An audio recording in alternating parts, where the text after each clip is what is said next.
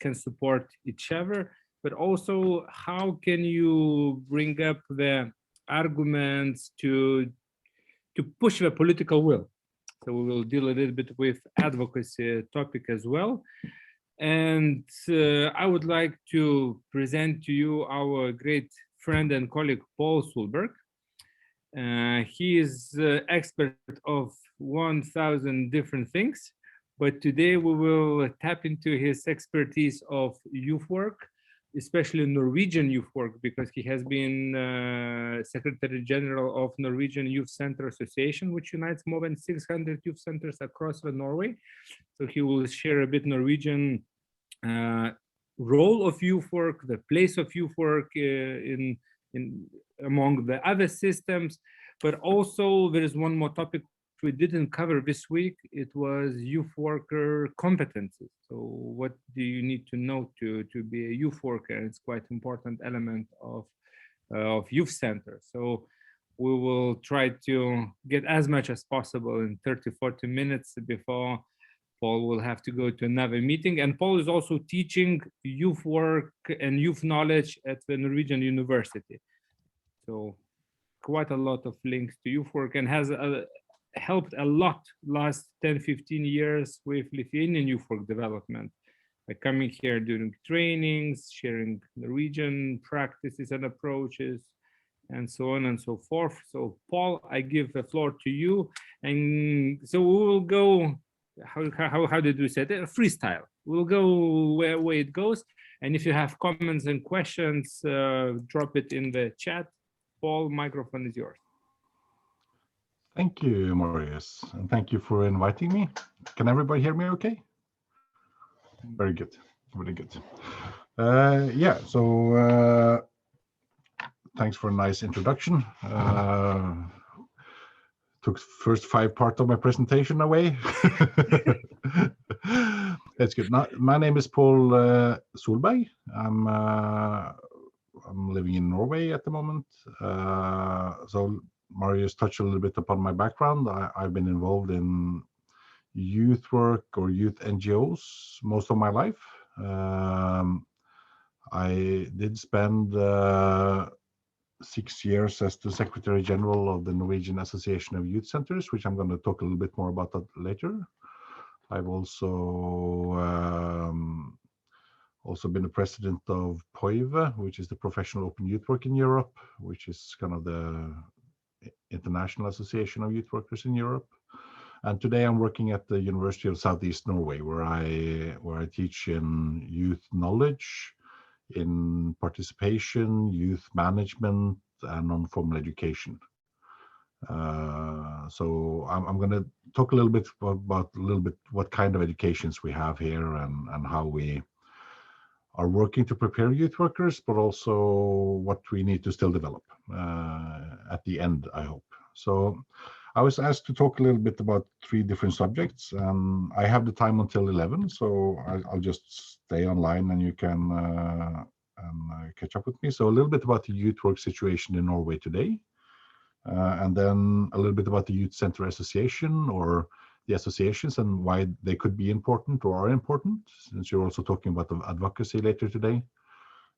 For me, it's also very linked to competence development and issues like that. And then a little bit about maybe how we prepare youth workers, or how we deal with education of youth workers. So that's kind of the 3 subjects I'll try to cover this morning. So I have a couple of slides, so I'll share with you. I'm not going to spend a lot of time in PowerPoint. I'll try to speak a little bit more freely. But just to give you some background about where are we in Norway today, and how did we get here. So the situation in Norway today is we have, I'll see if I can share the screen there. I just want to make the screen a little bit bigger so I can see you also. So our history in Norway with municipal run youth centers started in 1953. It's a youth center called Hammersborg in Oslo. it's about the same time as we see youth centers popping up in the US and UK and other places around the world, maybe a little bit earlier there. That being said, we did have kind of youth work before 1953. It was mainly based around NGO delivering or NGO work with young people, youth associations. But when I talk about kind of open youth work, I talk about some kind of service provided to young people, and not necessarily just kind of being involved in a youth association. So our first youth center, which was municipal youth center, was opened in Oslo, our capital, in 1953. It was a reaction to some kind of trends in the time, and also as kind of civil unrest amongst young people. So it was kind of the introduction of rock and roll, early 50s. Rock Around the Clock was a movie shown in this cinema in Oslo, and there was riots outside. People were flipping cars around. So it was really a generational gap where the young people and their parents didn't really understand each other, and they didn't really understand each other values. So there was a shift, a generational gap between the youth and parents, and these kind of generational gaps throughout our history of youth work has influenced youth work. So from 1953, it was started as a kind of social pedagogic, social work thing in the city center. We had a lot of good people working there, but it was mainly to kind of gather or keep the young people off the streets, were kind of the motivation at that time. During the 50s and 60s, we had growing number of youth centers in Norway. And during the 70s, it really kind of exploded, and we got quite a lot of youth centers, growing steadily throughout the 50s and 60s. But it was the next kind of generational gap, which would maybe be the 68 generation, the flower power movement. Also, the next time we can see that kind of parents and the young generation had some communication issues, or values were different, or young people were more liberal, or coincides with young people moving from the rural areas to the cities, and somehow developing a different set of values. People started working not in industry or farming, but in more service-oriented professions. So we got this kind of value gap once again. And of course, drugs were a huge topic at the time, and the focus of the youth centers shifted from providing a space for young people to more preventive work. So the role of youth centers in the late 60s, early 70s, maybe into the 80s also, were very focused around prevention work in the big cities. Then we had a steady increase of youth centers in Norway in the 80s, late 80s, early 90s. I think we had around, it's very hard, we don't have exact numbers, but maybe around 1,000 youth centers in Norway. After that, it's been going a little bit up and down, but today we have registered around 640 youth centers, municipal run youth centers in Norway. In addition, we have, I would guess, somewhere between 100 and 150 NGO run youth centers around the country. Of these, the National Association of Youth Centers we have, or I don't work there anymore, but they have about 600, 620, varies from year to year, youth centers as members. So in Norway, the Youth Center Association, it's got the youth center itself are the members of the association. Around 120,000 young people are using youth centers, around 30% of the youth population. and they have around somewhere between 2,500 and 3,000 employees in total.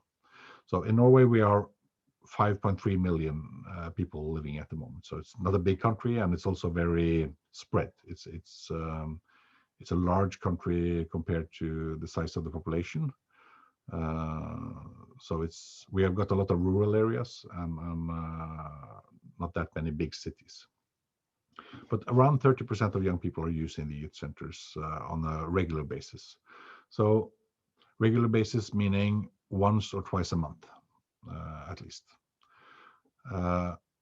One thing I'd like to clarify a little bit when it comes to when I talk about youth and how do I define and understand what youth is. So I understand youth from three perspectives. So on one side, I talk about youth from a biological perspective, meaning the transition from being a child to being adult from a biological standpoint, which starts early teens with puberty and ends maybe sometime in the 20s, early 20s something. So the first part is kind of your body developing, and then the second part will be your brain creating new synapses between the limbal system and the frontal lobe, really controlling kind of what you might call like the impulse center or the limb or the lizard brain and the administrator. So that kind of transition it affects how we as youth workers will work with young people. Young people have some psychological perspective which are different from ours. And I don't know if you touched into this, but it's linked to less impulse control, for instance. So that is a little bit effective when it comes to youth work. The other perspective I sometimes talk about when it comes to what is youth is this cultural understanding of youth, which is, maybe you could say it's the transition from being totally dependent on somebody, your parents or caregivers, to being totally independent, which means maybe that you have your own housing, you have your own job, you support your own living. And that kind of definition of youth, that's changing all the time. So I sometimes give an example when my grandfather was 15. I'm from the west coast of Norway, along where fishing was kind of the main industry earlier on. And when my grandfather was 15 years old, he was given a hat and he was sent to sea. That was his transition, a cultural transition from being a child to being an adult. Today, of course, we are studying longer. It's harder to get into the housing market. People are living at home longer in some countries. So this cultural understanding of young people saying that from being totally dependent on your parents to being totally independent, that varies from country to country, and it varies from time and space all the time. So in some countries, you might say that you're a youngster until you're 30 something. In other countries, in Norway, I think most young people leave their parents' home at 20, something like that. But they're not really supporting themselves with work. They're studying at the university until 25, 26. So that definition of young people, that has increased, at least in Norway, from maybe only 15, 18 to at least maybe 30 today. So the cultural definition of young people is also, and then we have this kind of political decided policy perspective of what young people are. So which is just randomly put numbers. So I'm guessing the European Union, it's 14 to 30, or in some programs probably 26.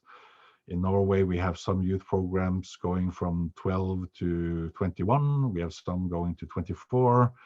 But we've been talking about municipal youth centers.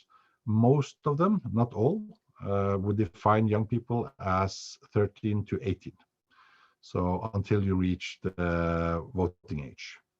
So it's compared to other definitions of young people.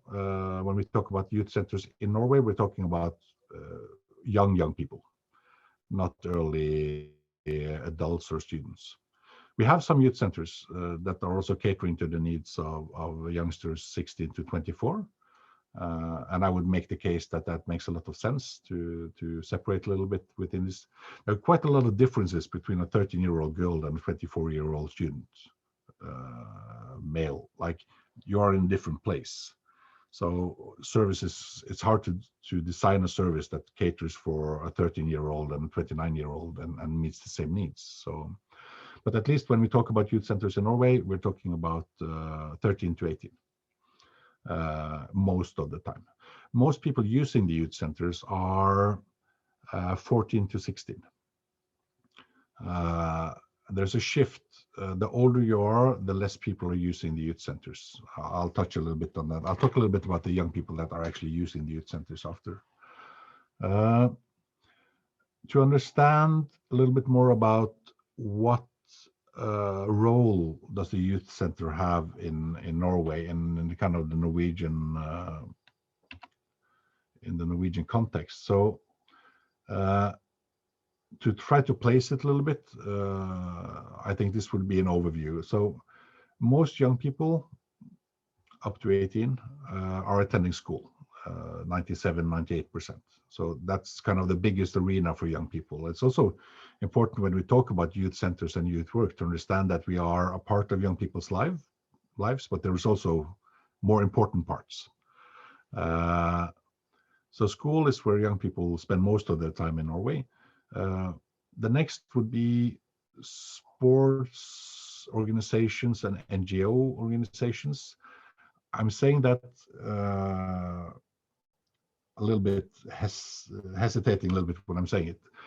If we look at young people in Norway at the age of 13, around 63 maybe % of young people are part of a sports team. They're playing football, soccer, they're skiing, but this kind of organized sports activities, it really decreases very quickly from 13 to 18.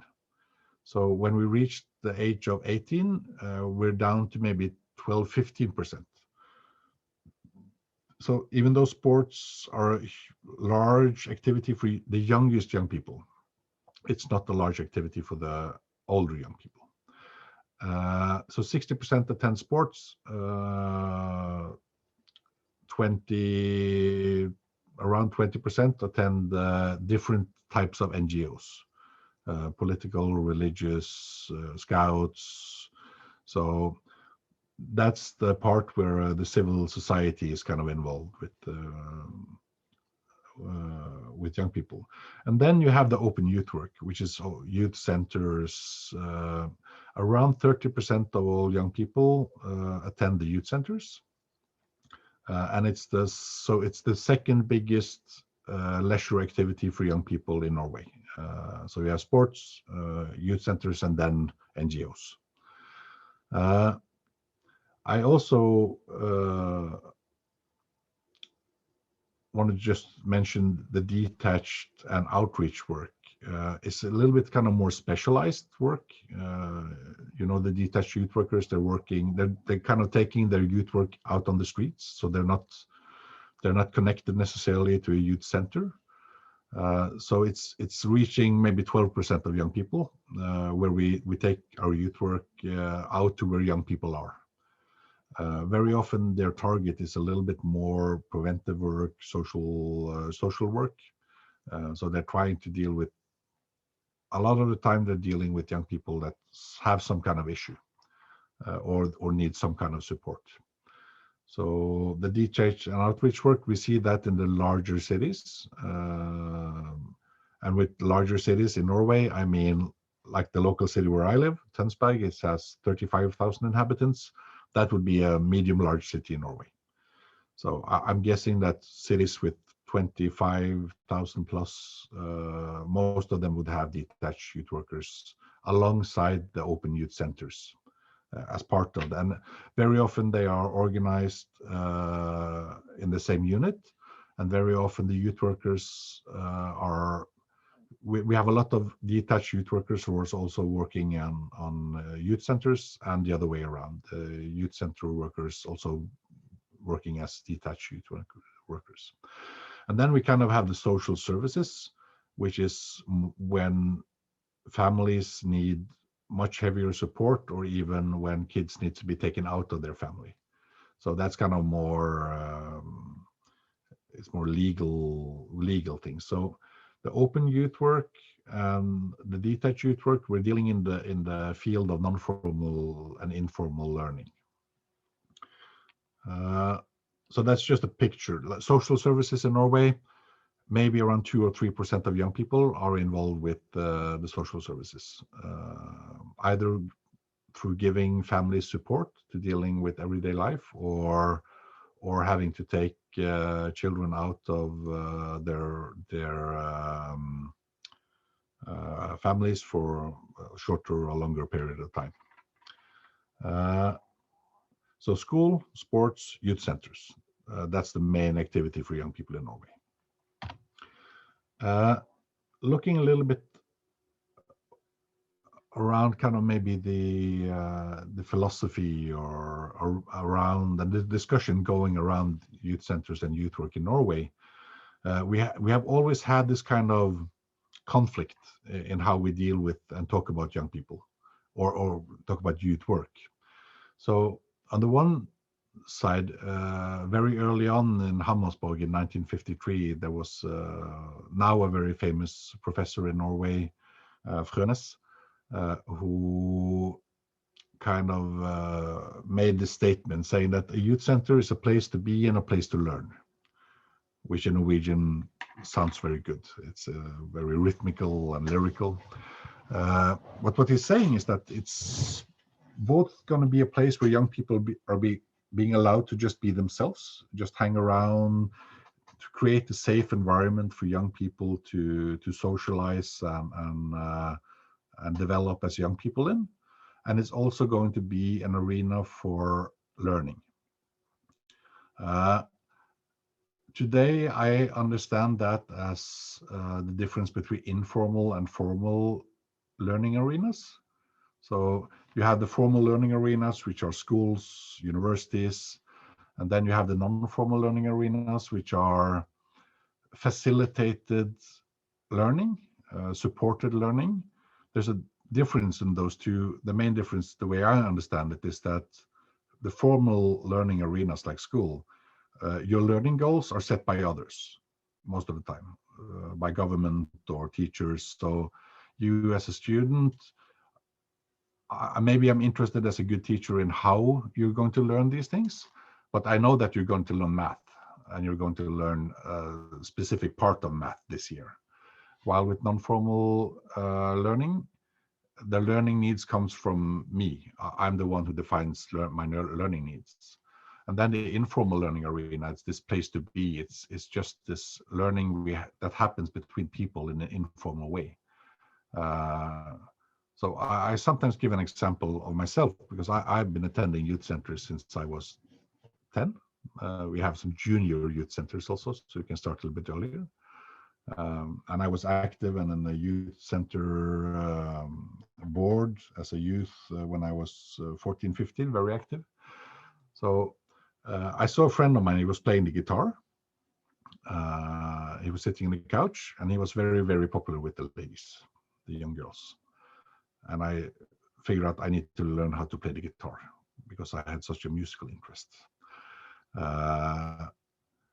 So I sat down with him, and he taught me kind of the first couple of things you need to learn to play guitar, and I kind of enjoyed it. I had fun playing. And then a youth worker noticed that I was kind of dealing with that, and he was learning me a little bit. And a couple of weeks later, he came to me and said, Paul, you know, one of our youth workers, he's also a guitar player, and he has this kind of guitar course every Thursday. But if you want to attend, you can go. So he kind of started a facilitated learning process for me by giving me access to learning in a way based on my needs and my motivation. And then later on, I started music school, which I took the travel from informal to non-formal to formal education. And this creating the arena for both young people being allowed to learn from each other, which is an important learning arena, and also to learn in a facilitated way with support of youth workers, is is one of the main roles of youth work, I think, in Norway. On the other side, we have this debate all the time. Are we doing youth work and providing these services to allow young people to be young, or to support young people becoming adults? So are we dealing with preparing them for life, or are we helping them being in the situation they are? Another way of framing it, and which we discuss a lot in Norway, because youth work in Norway, it has two legs. On one side, it's a cultural service. So we provide a lot of music rooms, dance rooms. So this is the place where young people can perform their own culture. We do have like formal culture schools or that you can go to, but they are usually training young people in classical music, reading sheet music, ballet. So the cultural expression of young people themselves has always been happening within the youth centers. So the development of hip hop and graffiti, skate culture, rock culture, metal culture, street dance. Today, a lot of youth centers are providing dance lessons, or at least a dance room where young people can dance. And also, when after music production and video production equipment has become so accessible and everything is computerized, a lot of youth centers are also having like editing rooms or recording rooms or studio production rooms. So it's always been a very important arena for young people to express their own culture on their own premises, in an often supported by, in this non-formal way, supported by youth workers. But really, that has been a backbone of Norwegian youth work, is that we are providing a cultural service to young people. On the other side, the motivation of politicians very often are, we want to support youth centers because we want to keep young people from whatever worry they have at the moment, fighting, drinking, taking drugs. So it's prevention work. And so the motivation of politicians to support youth centers are usually done from this preventive social control perspective, while the youth workers very often have this social development or cultural approach. So this has been a debate for many years, and you can ask youth centers in Norway, are you doing social work or are you doing cultural work? And you will get different answers. So I tried in this kind of overview to plot in a little bit. Let me see if I can. Some of these things here, crosses they're called. So that would be, would you define yourself as a youth center? So most youth centers, they will say we're somewhere in the middle. We are providing informal space for young people to hang out, to just learn from each other, to be able to meet each other under safe circumstances. There are youth workers there; they feel safe there, and we are also providing some kind of learning opportunities. Then we have youth centers which would say that no, we are not open for everybody. We are you can't be here if you're not part of one of our projects. So very few, but they exist. And we also have youth centers where they say, no, we are not really providing any learning opportunities here. It's just a place for young people to hang out. So you have everything, but most of them would gather in the middle, saying that we are offering both space for young people to hang out and a space for them to learn. And when it comes to this social control or social development or cultural versus preventive work, I think also most youth centers in Norway would gather in the middle, saying that, yeah, we are offering services to young people, cultural services, but we also have a preventive kind of function. But we have places. There's one youth center in Oslo, for instance, which was opened in the middle of this very drug trafficking heavy area, which would say that we're here to do social work alone. We are not offering any other services. We're only supporting young people in getting in or out of a habit, or providing opportunities for these young people with very difficult circumstances to move somewhere else. So you can see we have places which will say that we're only doing culture work and you can only be here on a project-based term, like a very nice youth center in northern Norway called Tvibit. They would say, if you go here, you have to be part of one of our projects and we're only doing culture work. The effect of it could still be preventive work, but they would never say that they're doing preventive work. So for me, this is an understanding of this. You can be both. No young people would ever go to a youth center to be prevented from doing something. Young people are going to youth centers because they have an interest of what's happening there. Either because there are peers there, they have other young people that they could meet, talk to, meet, boyfriend, girlfriend, something like that. It's a huge motivation. Or you have interesting activities. Now, even though the effect of a youth center could be very much beneficial from a preventive perspective, preventing young people of taking drugs or other aspects of prevention, basically everything. You know, of course, a couple of years ago, we coin youth work as the solution to every problem, like if it's extremism or drugs or youth pregnancy or and yes, it can be, because youth centers do have, and we have studies showing, like a generally a good effect, preventive effect on social behavior, because you are in a safe environment, you feel supported, and other things that are good from you not getting into problems. So you can say that youth centers are good preventive measures in itself, and almost for anything, because it's creating a connection. You have somebody you can trust. If you come from a family with violence at home or very unstable relations, you can definitely benefit from being at the youth center. But this was just to show you kind of most youth centers will be in the middle. They would provide a space to be and a place to learn, and they would be somewhere in between social control and social development or personal development. And I'm not saying that anything is right or wrong.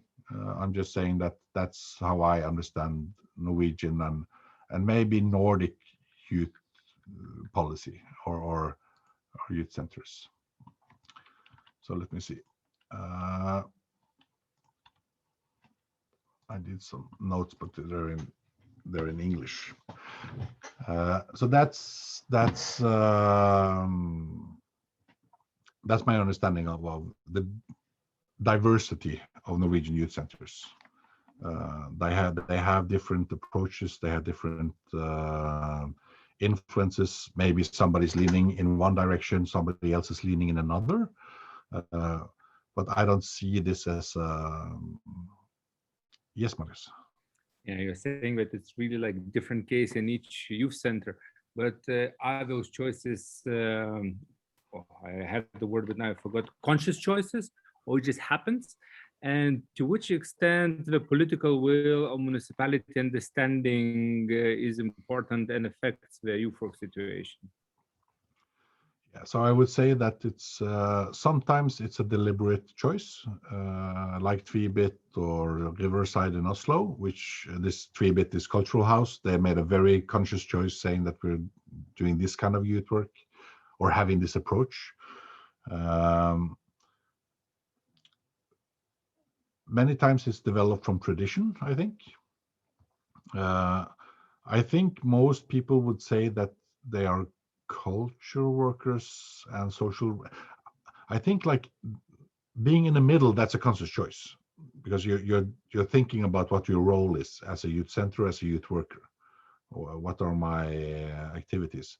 From a political view, very, very often the motivation is, and we also have studies on this, is from preventive work. So, and that's a problem. Also working as with Ungdom and Fritid, the National Association of Youth Centers. We of course got more impact if we pointed out the preventive effects of youth centers, for instance. Then if we say we're going to create a very nice space for young people to be allowed to be themselves. And we try to kind of make arguments about, like, we didn't build an opera in Oslo to prevent 60-year-old women drinking champagne. We did it because we saw self-value in that cultural expression, and we need to see the self-value in youth's own cultural expressions also. And youth are always kind of in the cutting edge very often of driving what's going to be the kind of next wave of cultural expression. So it's hard to argue on both sides. I think it's important to do so. I think it's important not to only lift up the preventive or social pedagogic side of youth work, but also saying that there's another value also, which is equally important, but of course less harder to get financing for. So I do have, we made a pamphlet, I remember, called Can We Afford Not To? Where we said, this is the effect of youth centers. This is how much money you will save on, like having, if one youngster become semi-criminal, it's usually cost the society more every year than running one youth center. So we say if we can prevent one youngster from going in a bad direction, so basically we have financed ourselves.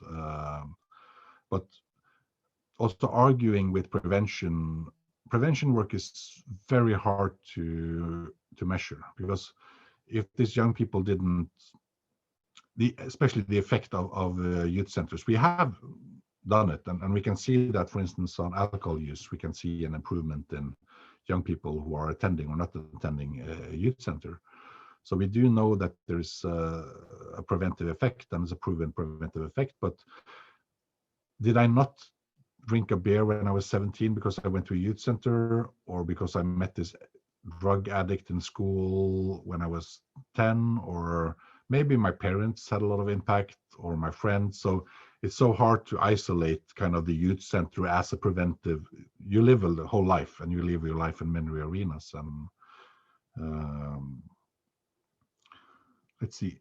I just saw a question. Is there a specific on youth centers and their intervention, social, cultural, 60%, how it's balanced? We don't have any numbers on that. And I think that if we would ask the youth centers themselves, they might be doing cultural work, but they will define themselves as social workers, because the cultural work is basically just there to attract young people, and the other way around. So even self-reported numbers on this is a little bit hard to assess. Well, maybe you could tap a little bit into the competencies of youth worker, because when we talk about young people and their needs in that age, so sometimes we think that youth worker has to be able to do everything. Yeah. But if you will boil it down to the kind of basic elements, what that would be? It would be a Swiss Army knife. Still. So basically, we understand youth work as a tool to fix almost all problems. and also we motivate our choices, and especially when we come to advocacy, we're always the solution to all the problems, and I think we are part of the solution to a lot of different problems. And the Swiss Army knife is really good at getting you out of a sticky situation when you're in it, but it's not a highly specialized tool. It's not a tool. So I could maybe fix a splinter in my finger with the Swiss Army knife, but I wouldn't do brain surgery with it. So for me, the youth worker's role is, especially when it comes to the social work perspective, it's to be the first response. It's to be the front line, the first meeting with young people. And this is a different subject and could take me hours to talk about, but if you meet a young person who's been abused sexually or violently, or a young person who's talking about suicide, or you see signs of radicalization. So your job as a youth worker for me, it's not to fix that problem, it's to know how to respond to it initially, and also know what kind of services around you. So I see youth work as a very cross-sectorial work. You need to know the services surrounding you. So I need to know how to respond to a young person who approaches me with a problem, but I can't treat it. I can't fix it. I'm not a psychologist. I'm not a professional healthcare worker. I'm not the social services. So I would need to know how to react there, here and there, and how to deal with this situation. And then I need to find a way to get additional support from professional or people with more specialized knowledge than me. So I think youth workers can be kind of this multi-tool, but it's not a very good tool for very specialized tasks. So we can work with a large number of young people, but if you're dealing with somebody with a mental health issue, you can be supportive and you can know where to get help or them to get help. But your role is not to enter as a role of a psychologist. Your role is to support young people in that initial period, knowing how to communicate with young people in difficult situations. But your role is not to fix every problem. But so the Swiss Army knife for me is a good analogy of a youth worker. It's not a very specialized tool, but it can fix a lot of small problems, and at least it can fix a problem. If you have a car breaking down, it can probably fix something until you can get to the workshop to get it fixed. But your role is to kind of help young people going from A to B.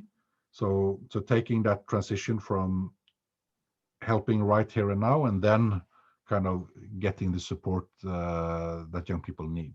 Mm-hmm. So do you need to have a university degree or some special training to be youth worker and to be allowed to work in the youth center in Norway? No. So there are no regulations for competencies for youth workers in Norway, and we do have a lot of different people working in youth centers. And even though I teach at the university in youth work, and we're also now hoping to start the first bachelor's degree in open youth work in Norway during the next couple of years, I would not say that it's necessary to work with young people. I do think that you need somebody with a skill set, a complex skill set, which is a little bit psychology, a little bit social pedagogics, a little bit leisure time activities, maybe event planning. But not everybody. What would be normal in Norwegian Youth Center? I think we would have 1 or 2 trained youth workers, maybe from social work or social pedagogics or from the university courses that I teach in, that are managing the youth center. And then we will have a lot of usually quite young people with skills that are important to have when you come work with young people. So a lot of them are young music producers or musicians or dance instructors, And then they don't need to be like specially trained and have a bachelor's degree to do a good job. But they do need, I think, to have somebody to talk to if it gets very complicated. So you need somebody that's a little bit trained in the environment when shit hits the fan, to say it like that, and it will. So I think you can be a volunteer, youth worker. So competences is complicated. It's both knowledge, it's your personal skills, it's your attitude towards something. And I think you can be a professional youth worker also without education and being paid, as long as you kind of follow a code of ethics. You work in a deliberate way. You think about how you work. POIVA has some really good kind of guidelines for what does it mean to be a youth worker. Where are your loyalties? Kind of what are your role as a professional, so a professional adult in a young person's life. These things you need to be aware of to be a good youth worker, but it doesn't necessarily require a university degree. Thank you, Paul. We will have to let you go, but now I just came up with one question, which we didn't agree to discuss before. But when you first came to Lithuania 17 years ago, nobody was speaking English, and we have no clue about youth work. And now, last week, we were showing quite many videos from different youth centers in Lithuania.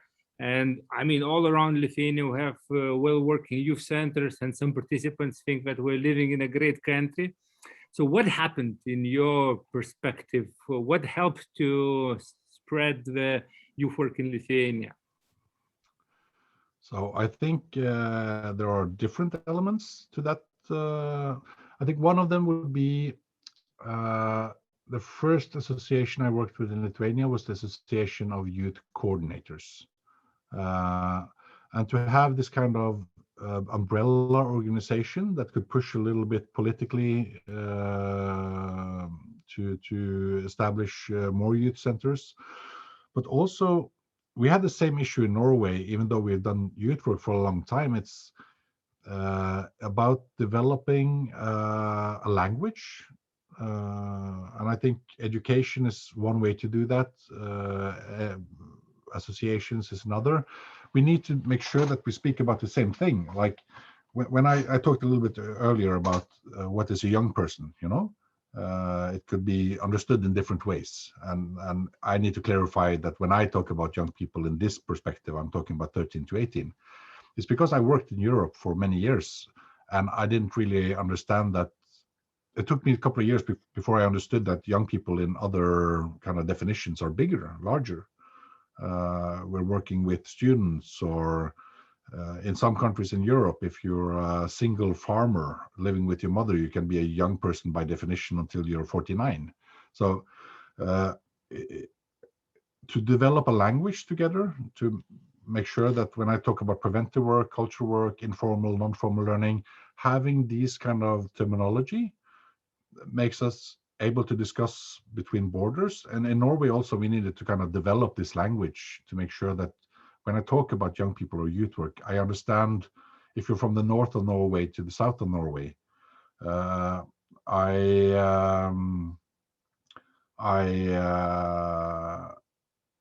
need to be able to talk about the things we're talking about and understand each other. And that took some time.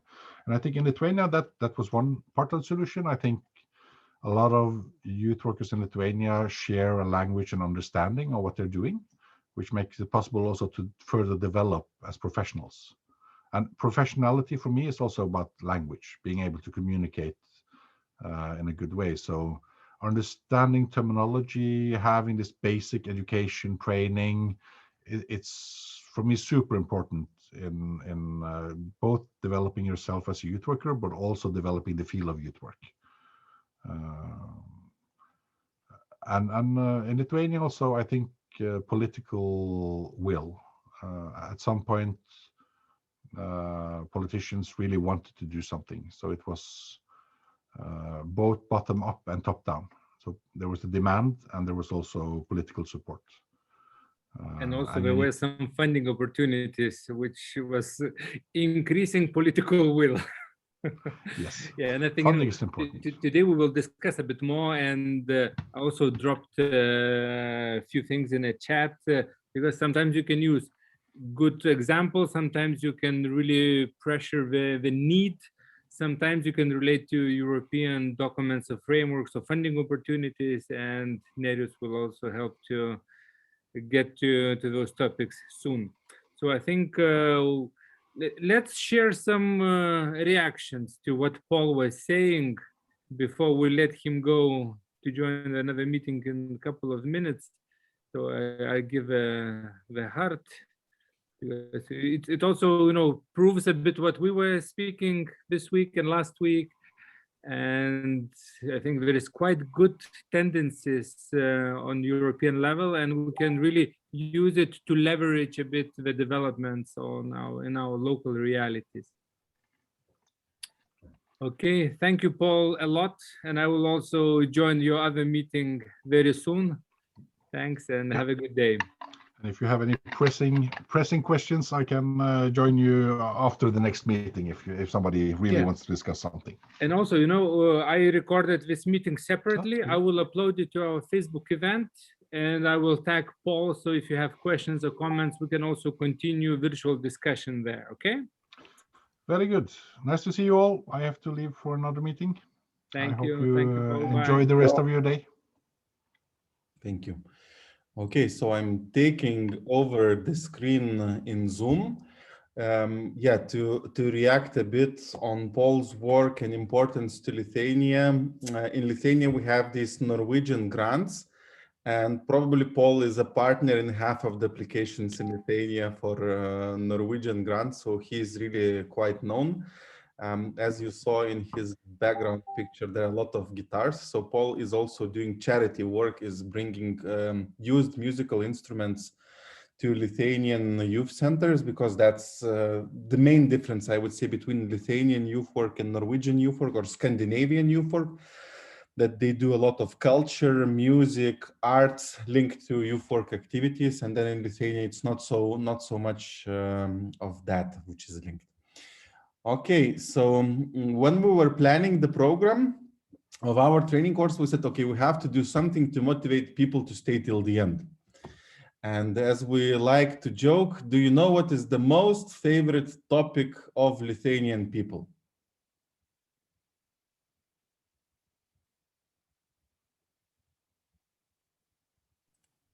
Potatoes. Basketball. Basketball is second religion. It's not a topic, so it's belief. Money. So we will talk money again with you about projects, funding, maybe a bit of philosophical point of view. So Lithuanians really like to count money, especially money of others. So that's a topic which we like a lot. And then very often in the field of youth work, we say, give us money and we will solve all our problems. Because often we think that money is the main issue. So from my point of view and perspective, there were never before so much money as we have now in terms of opportunity, funding, what we can do, how we can do. So there are millions and billions of euros around in the public sector, in the project management sector, so we can really do very different activities, how and what. Also, I have to draw your attention on the presentation. So this presentation will be made by Nerijus, who is a project manager and a businessman, not Nerijus, who is working in the social field, socially sensitive, and so on and etc. So this presentation, I will try to give a bit of critical thinking from the perspective of money. So talking about my background, when I was a teenager in a youth center, I thought that I will become a project manager or a banker.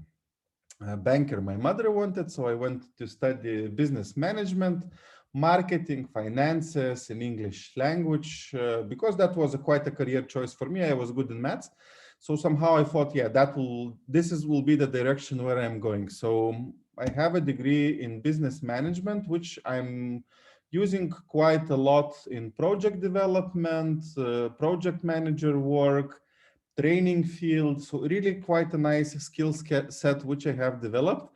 And as my Marius is joking always that, you know, there are my friend colleagues and then my other friends.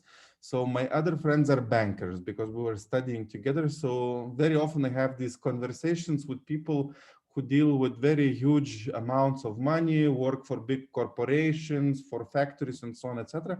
So totally different point of view, not linked to the social field, not very sensitive, and so on. So this will be that kind of type of presentation when we look about money.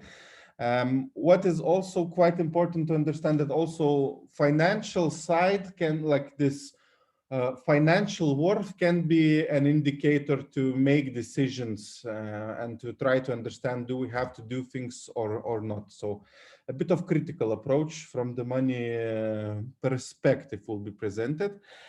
So one thing is the project manager, which I'm already doing for 17 years. I was working for European social funds, so for structure funds. I was assessing applications of universities. I was assessing applications of NGOs.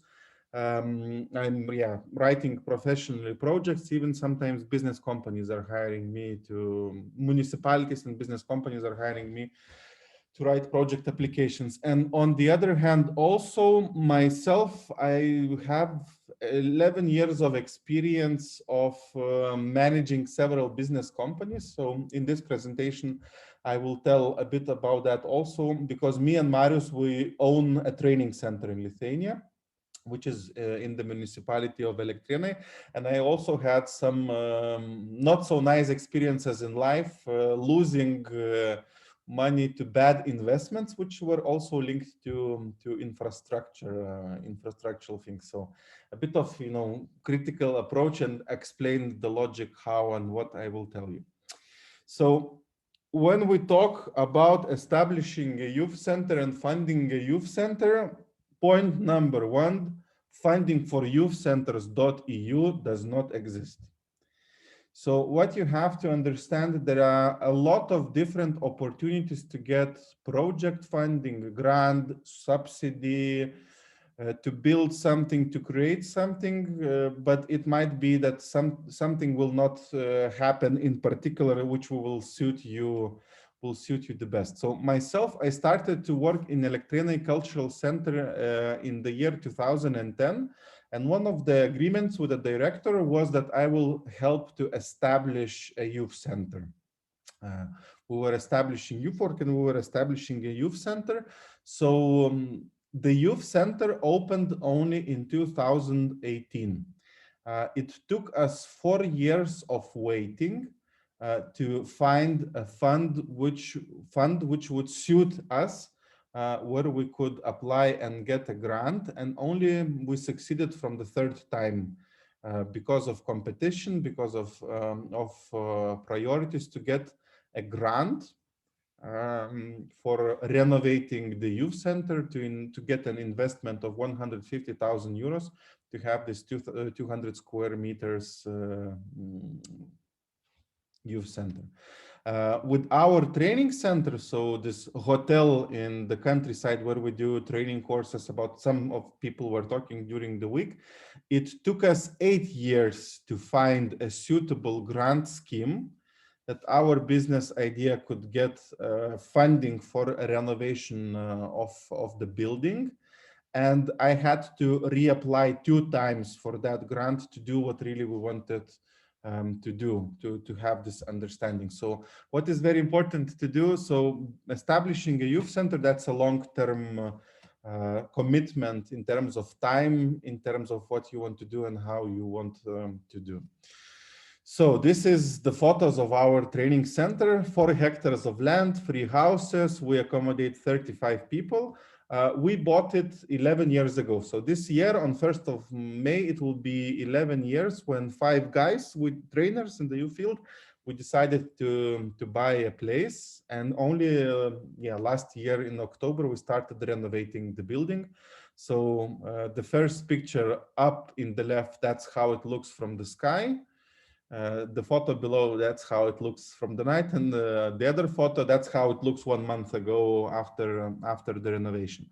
So why we didn't get a grant? So we created a business company, but all the funding in the rural areas for rural business in the last European Union budget framework in Lithuania was for business, for family business.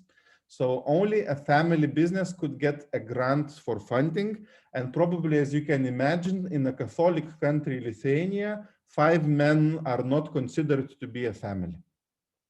So that was our main issue, why we couldn't get a grant for that. And only now, as we have a successful company working for, at that time when we were applying 9 years in the rural area, we could ask for a grant because this funding scheme has changed. So quite different experiences we have with infrastructural funds, with big funding and big schemes.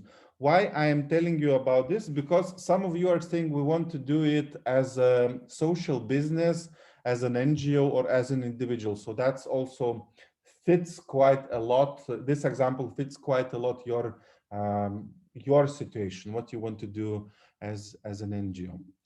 So to establish a youth center, 6 things are needed. So one thing is the know-how on youth work.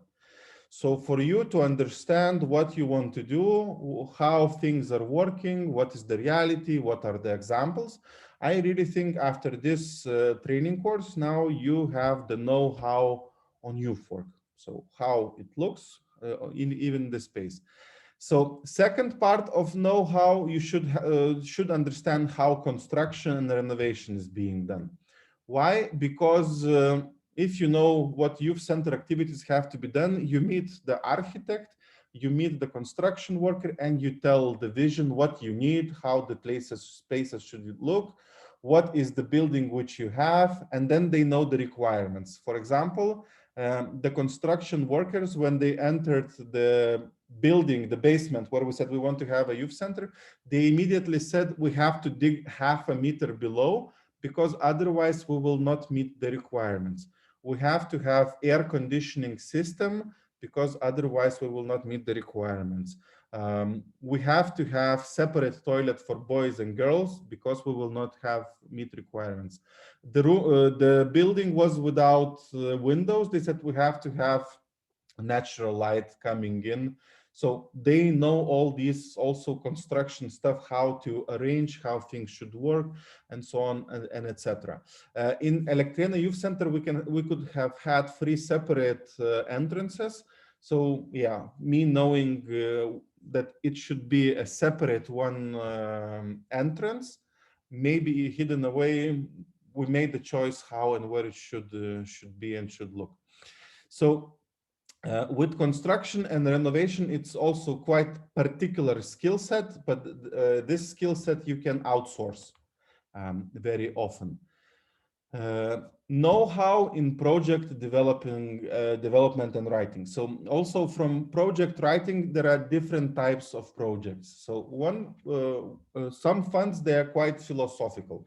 For example, Erasmus Plus fund, you write about non-formal education, you write about group processes, about learning, European dimension, and so on, etc. So it's really this ideology, philosophy, which specific bubble of people has. And then projects which have the element of construction, they are very technical. We will build a place, it will be so many square meters, 200 young people will attend. So it's very technical, administrative, legal language which you are using. Not so much philosophy, attitudes, and we will make a world a happier place, but really very technical skills in writing, very often in bullet points, putting links to local strategies, national strategies, legal documents, proposals, needs, research, and so on and etc. But yeah, that's the philosophy of the fund. So you have to understand where are you applying and how you are applying and what you are where you are writing. So 3 different skill sets in know-how. Fourth point, it's money. So you have to have already a pot of money, or you have to have a chance to get money somewhere, and we are talking about tens of thousands of euros. If you think about investment projects, so that's already, you have to have a disposal of such a budget. And what we often say in the field of youth work, in the field of NGOs, in the field of municipalities, often we do not have the money. So we have to think, okay, who could be business? Maybe the municipality can plan this money. So money also, as I said, you can find the money in terms of project grants, but if you want to get a grant, you already have to have money, because what is very important to understand with grant schemes and also with private funders, you know, there has to be a lot of trust to give you 300,000 euros. But if someone else already committed with this money, for others, it will be easier to commit. So for example, if you apply for a grant and already other institution has given you money, a local businessman has given you money, you have saved money, municipality is giving money, then the responsibility and the risk is divided. Then the funds, they want to contribute because someone else has contributed before. Point number 5, political will. One colleague of us with Marius, who is now a lobbyist working in the Lithuanian parliament, he's from town Šiauliai, and they were for 5 years telling to the mayor, we want to have a youth center. And then the mayor was saying no.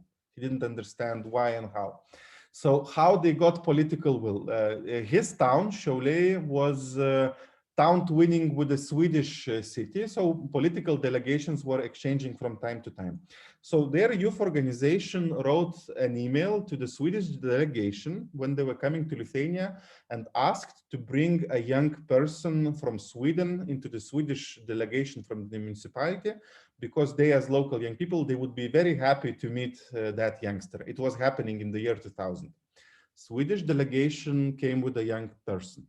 What does it mean? Next time when the Lithuanian delegation is going to Sweden, they have to bring also a young person. So our young colleague is going to Sweden. He is 17 years old. Now they're going to Sweden. So again, they are writing an email saying, you know, in Sweden, you have amazing youth centers. It would be very nice for us as young people to see it if a youth center would be part of our delegation's visit. So the Swedish municipality is making a study visit to a Swedish youth center. So the mayor, the deputy mayor, and our friend who is 17 years old, they go to the Swedish youth center.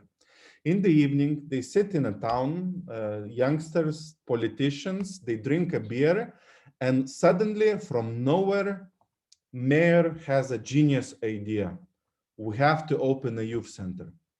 It doesn't matter that the young people were telling for 5 years that they have to open a youth center, but the idea was born in the mayor's head. So we, as NGO leaders, we do not need the, how to say, to get the results, the medal, to be awarded with attention. For us, it's important to get the center. So sometimes seeing, it can help politicians to make a decision.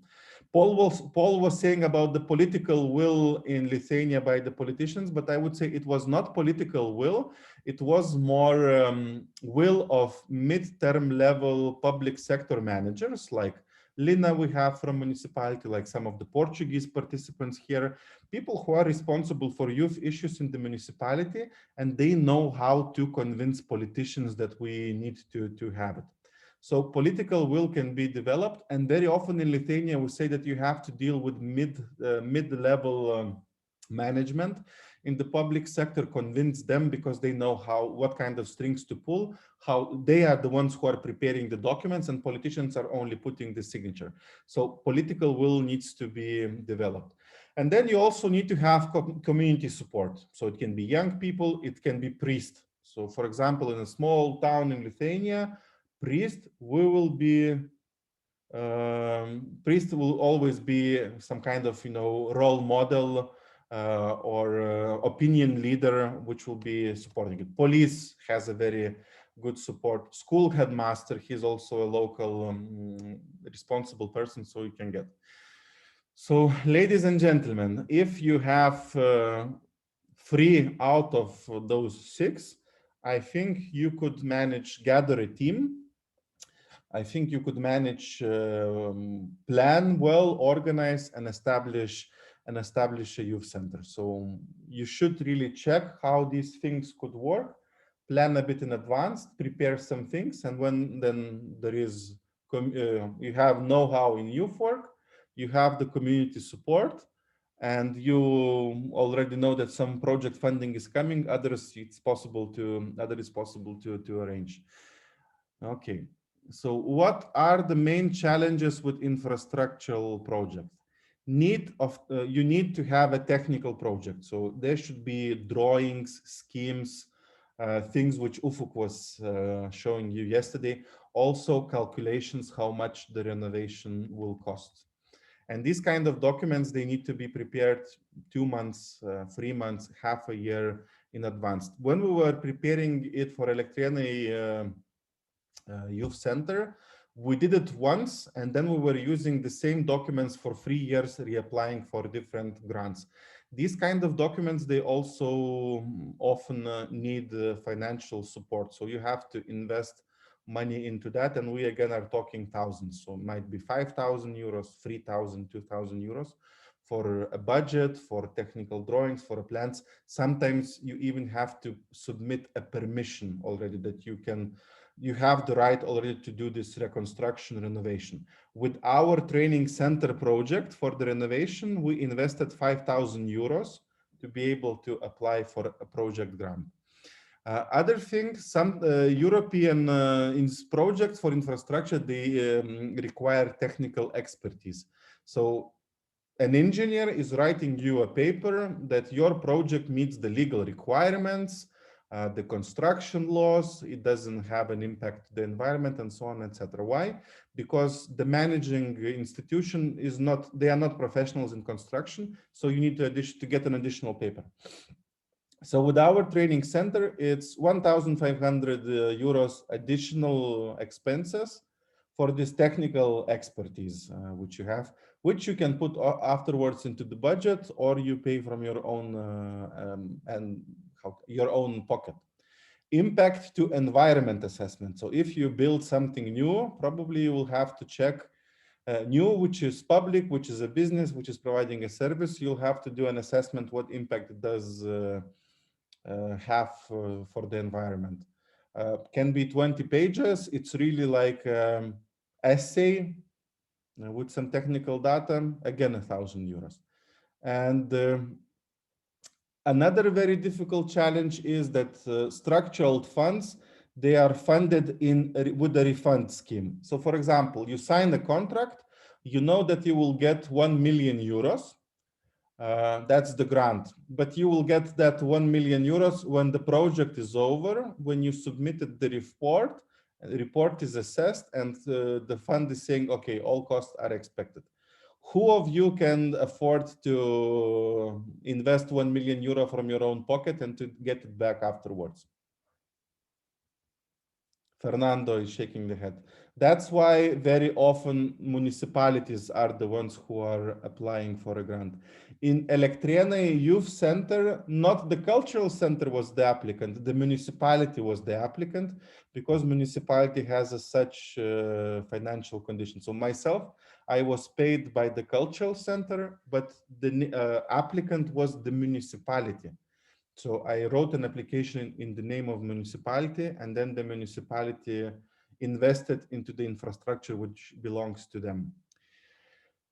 You need to have co-funding. It can be 10%, 20%, 30%, and so on and etc. It really depends on your situation. So also, that's quite a big amount of money. So with the Elektrėnai Youth Center, we needed 15% of co-funding, so which made we got 300,000 budget of project approved. We got 255 from the fund, and 45 was the contribution of the municipality. Next point I want to tell you, you have to take into consideration when you will be analyzing call for documents for the applications. So not everything is supported. Sometimes you don't get support for basic renovation. What is basic renovation? Painting the walls, changing the floor, so basically changing the toilet equipment. Reconstruction is when you increase the size of the rooms, you build something additional, or you, let's say, you move walls inside which are holding the structure. So with our training center, we didn't get funding for basic renovation, but that's what we wanted to do, to change the roof, paint the walls and so on. So we had to do reconstruction. So what we were doing, we were increasing the dining room. We were adding additional 20 square meters to the building to get funding, because that funding is funding it. New building, so some of them are not investing in building something new. VAT, value added tax. So some of the funds, they ask you to prove that you cannot return back VAT. So if you do it as a social business, as NGO, it might be that your VAT will not be funded. In the case of our training center, VAT is not funded. And VAT, why it's not funded? Because we, as a business company, we can get it back. But then in the budget, that's quite a big amount of money. VAT in Lithuania, it's 21%.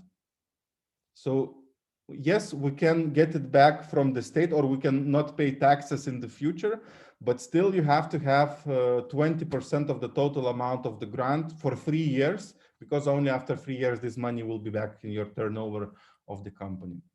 Infrastructure around. So you build something, you renovate, but then you also have to have access, parking place, rain drain system, or something else. So in Lithuania, we have quite a funny thing. If you build a road, the European Union is giving you money to build the road, but they do not give money to build what is next to the road. So all this irrigation system for the water to run down from the road, and it also costs quite a lot. Furniture and equipment might be in, might be not. So it also depends on the national legislation very often. So it's the same European money, but then the question is, what is the legal requirements in the country, and how the legal system inside the country is organized. Also, another big challenge is the administrational capacity. So how capable you are to manage to apply with this project, how many project managers, accountants you have, are you able to do public tenders, and so on, etc. Because project budget will be quite big. So that's why we also applied through the municipality, because municipality's capacity is not checked. Everyone knows that municipality has lawyers, accountants, and people responsible for doing stuff, and then they know how legal things are working. So what it means that if we would have applied as a cultural center, our application probably would have been with 30 pages thicker, because we would need to submit 30, 40, maybe 50 additional pages for the application. But if you are prepared, if you prepare in advance, not at the last moment, it is really possible to do and collect all the documents. Another important thing with all the infrastructure projects, you have to plan audit. Very often you need to have audit, and audit is 3-5% of your budget, which means that you spend 5% of the budget and it's not invested into something what you want to build and do. Yeah, and also last thing, but not the least, so in Lithuania, activities of projects are separated in hard activities and soft activities. Hard activities means building something, renovating, creating infrastructure. Soft activities, it's training courses, study visits, publications, events, meetings, conferences. So to build something hard, very often you have to do something soft. So when we were building the youth center, we had to do youth exchanges, because it was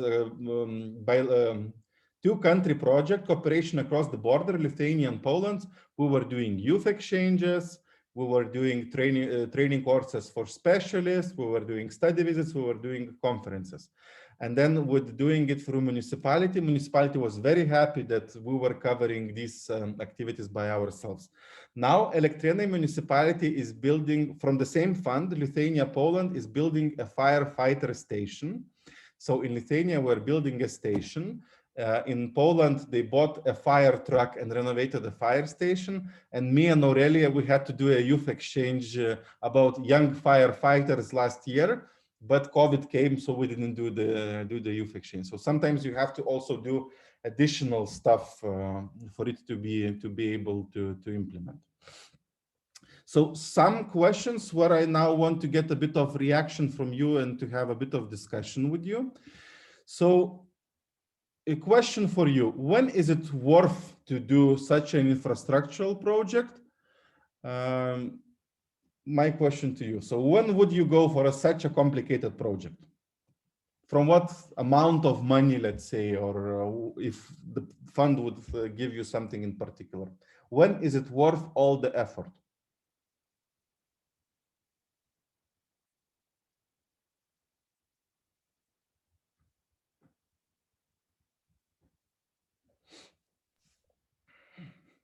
Doing charity. It's charity, yeah. If you want to earn money, human trafficking, drugs, guns, these are the businesses to earn big money. Here it's doing charity. Yeah, or if you create something something for charity. I have in particular one Jorgen.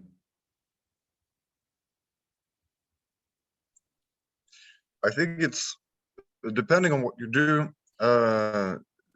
If it doesn't directly make you money, but indirectly would facilitate whatever you do or whatever others do. And if you maybe like wrestling a bit with bureaucracy, I think it's always worth it. Mm-hmm. I mean, it's free money if you just do the work. Jorgen, it's not free money. For those money, you'll have to work you will work a lot. Jala. I know, but it's accessible. Mm-hmm. I mean, if you don't have a lot of other solutions, this is really what could make or break the difference for you. Mm-hmm. Okay, Jala, Pavel. As far as I learned from my experience in my country, at least, if you put the attention on youngsters, the municipality is usually saying that it's already covered by the social assistance or whatever other educative system that is not informal but formal education or mandatory education or control of youngsters. Mm-hmm. And so I would say maybe if you want to contribute to the whole society, like you don't say, I'm gonna help youngsters. No, you say like, yes, maybe we will make some courses or training about the old culture of our countryside and the old professionality, the old artisan style that it was used in this area and blah, blah, blah. And then the municipality say, oh, this is nice. Yes, let's make new, how to say, valorization of our rural area or our rural professionality of our products.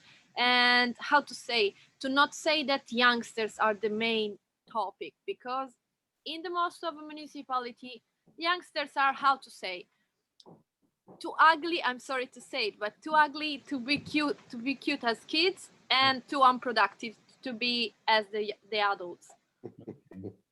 Thank you, Pavel. What was your intention and your motivation in your case? Mm-hmm. Yeah, my case was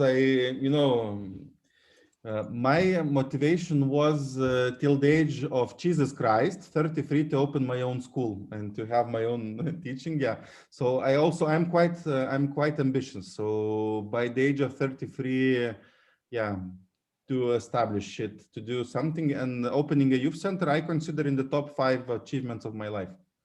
Building a fire station and opening a youth center, having a business company, think it's achievements which I wanted to do till a certain age of 33. That was my motivation.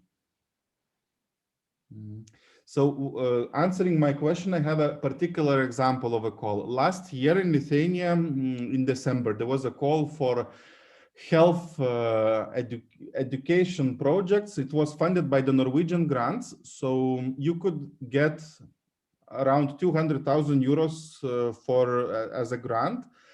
50,000 euros could have been used for renovation, but then the main aim of that call was to create new educational methodologies and train specialists. And then if you need to renovate something, to have a room where specialists could provide new services and do activities, you could get up to 50,000 euros. I was approached by one youth center. They said, we want to apply here and we want to get this 50,000 euros. And I was really putting an effort convincing them not to apply, because you have to do a lot of different stuff to get this amount of money. So their motivation was in a totally different other end. So for 50, as I was saying, there are much easier ways to get 50,000 euros than to train 100 people, create a methodology of health services, and start new activities which were directed at young people coming back from prison, Roma youth, and so on. And plus, in that community where they wanted to do it, they had 6 Roma youngsters and 2 youngsters who are coming back from prison. So it's then really too complicated of a scheme. So you really have to wait for other calls to find out. How much are you ready to contribute? So that's also in terms of time, in terms of money, and other stuff. So commitment has to be quite big, and then you have to assess how much euros you are putting in and how much euros you are getting back. So in Elektrėnai, for our €1 of investment, we were getting back 5 euros. I would say that's a good percent. To compare ratio. With our training center, guess how much we are getting back from the grant? How much we have to invest and how much we are getting back? As a socially responsible business, as a business in the countryside.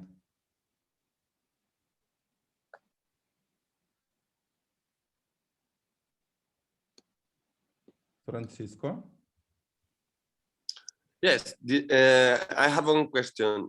Did you need to put some money from your own at the beginning, like spending your own money, your family money? For the youth center, not, but for the training center, yes. But now it's given back. Yeah, it's given back. When I was 24, I took 1 million litas loan together with the other 4 colleagues. 1 million litas was 300,000 euros.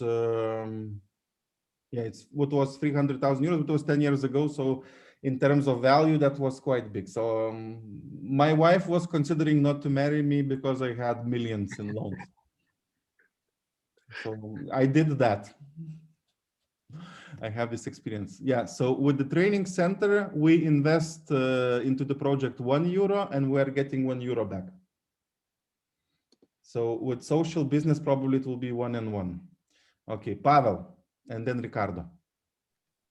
The training center already works or not? It works.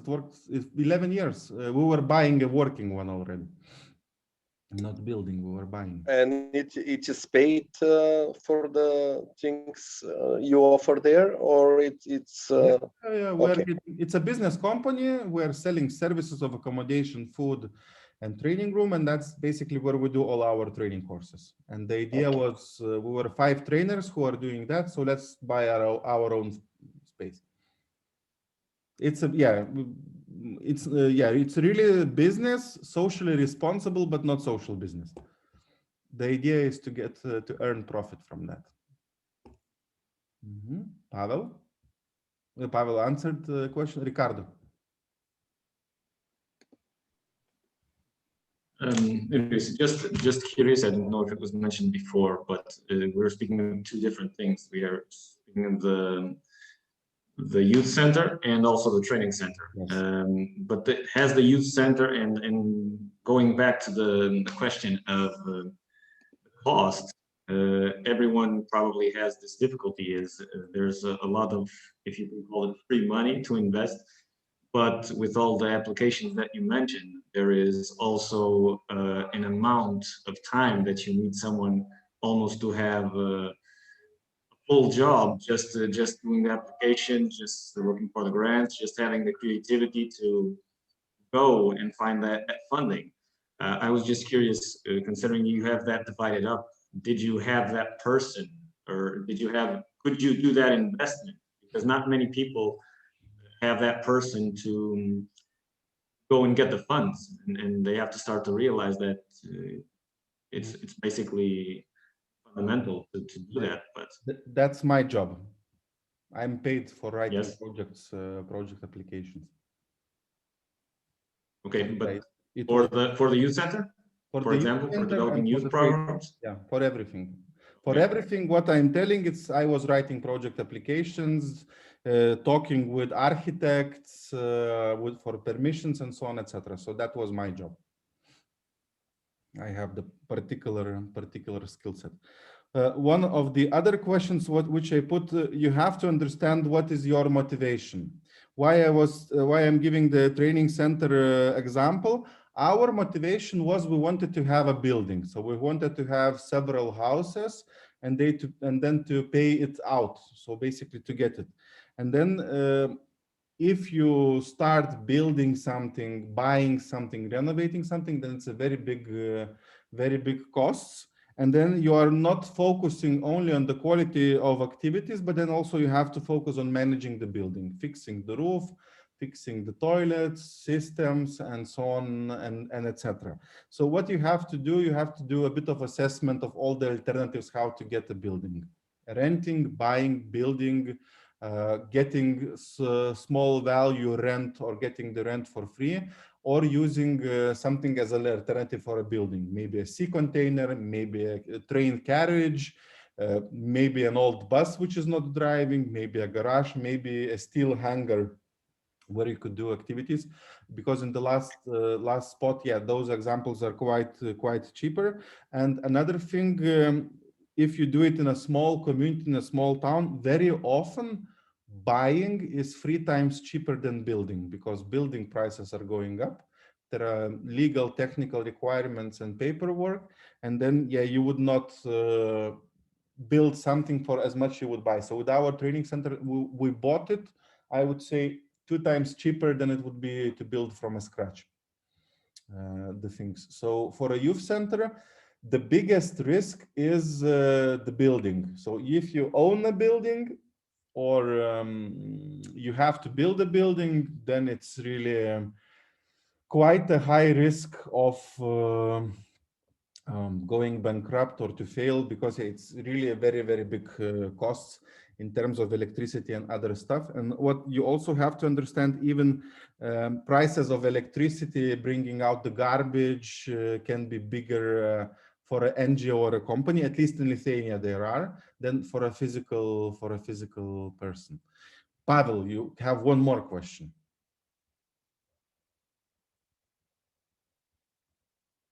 You're raising a hand.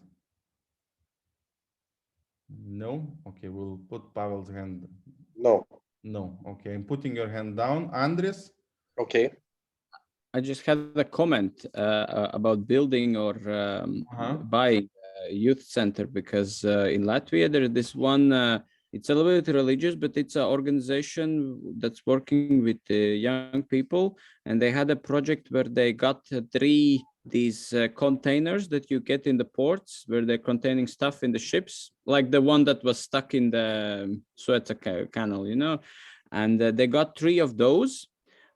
Some deal with the building company, and they designed and built this youth house for 30,000 euros, and that was including also the project that cost them a little bit less than 10,000. So 10,000 was the project to create this structure, and then 20,000 was building. So it was very cheap. It took them 3 months to build it.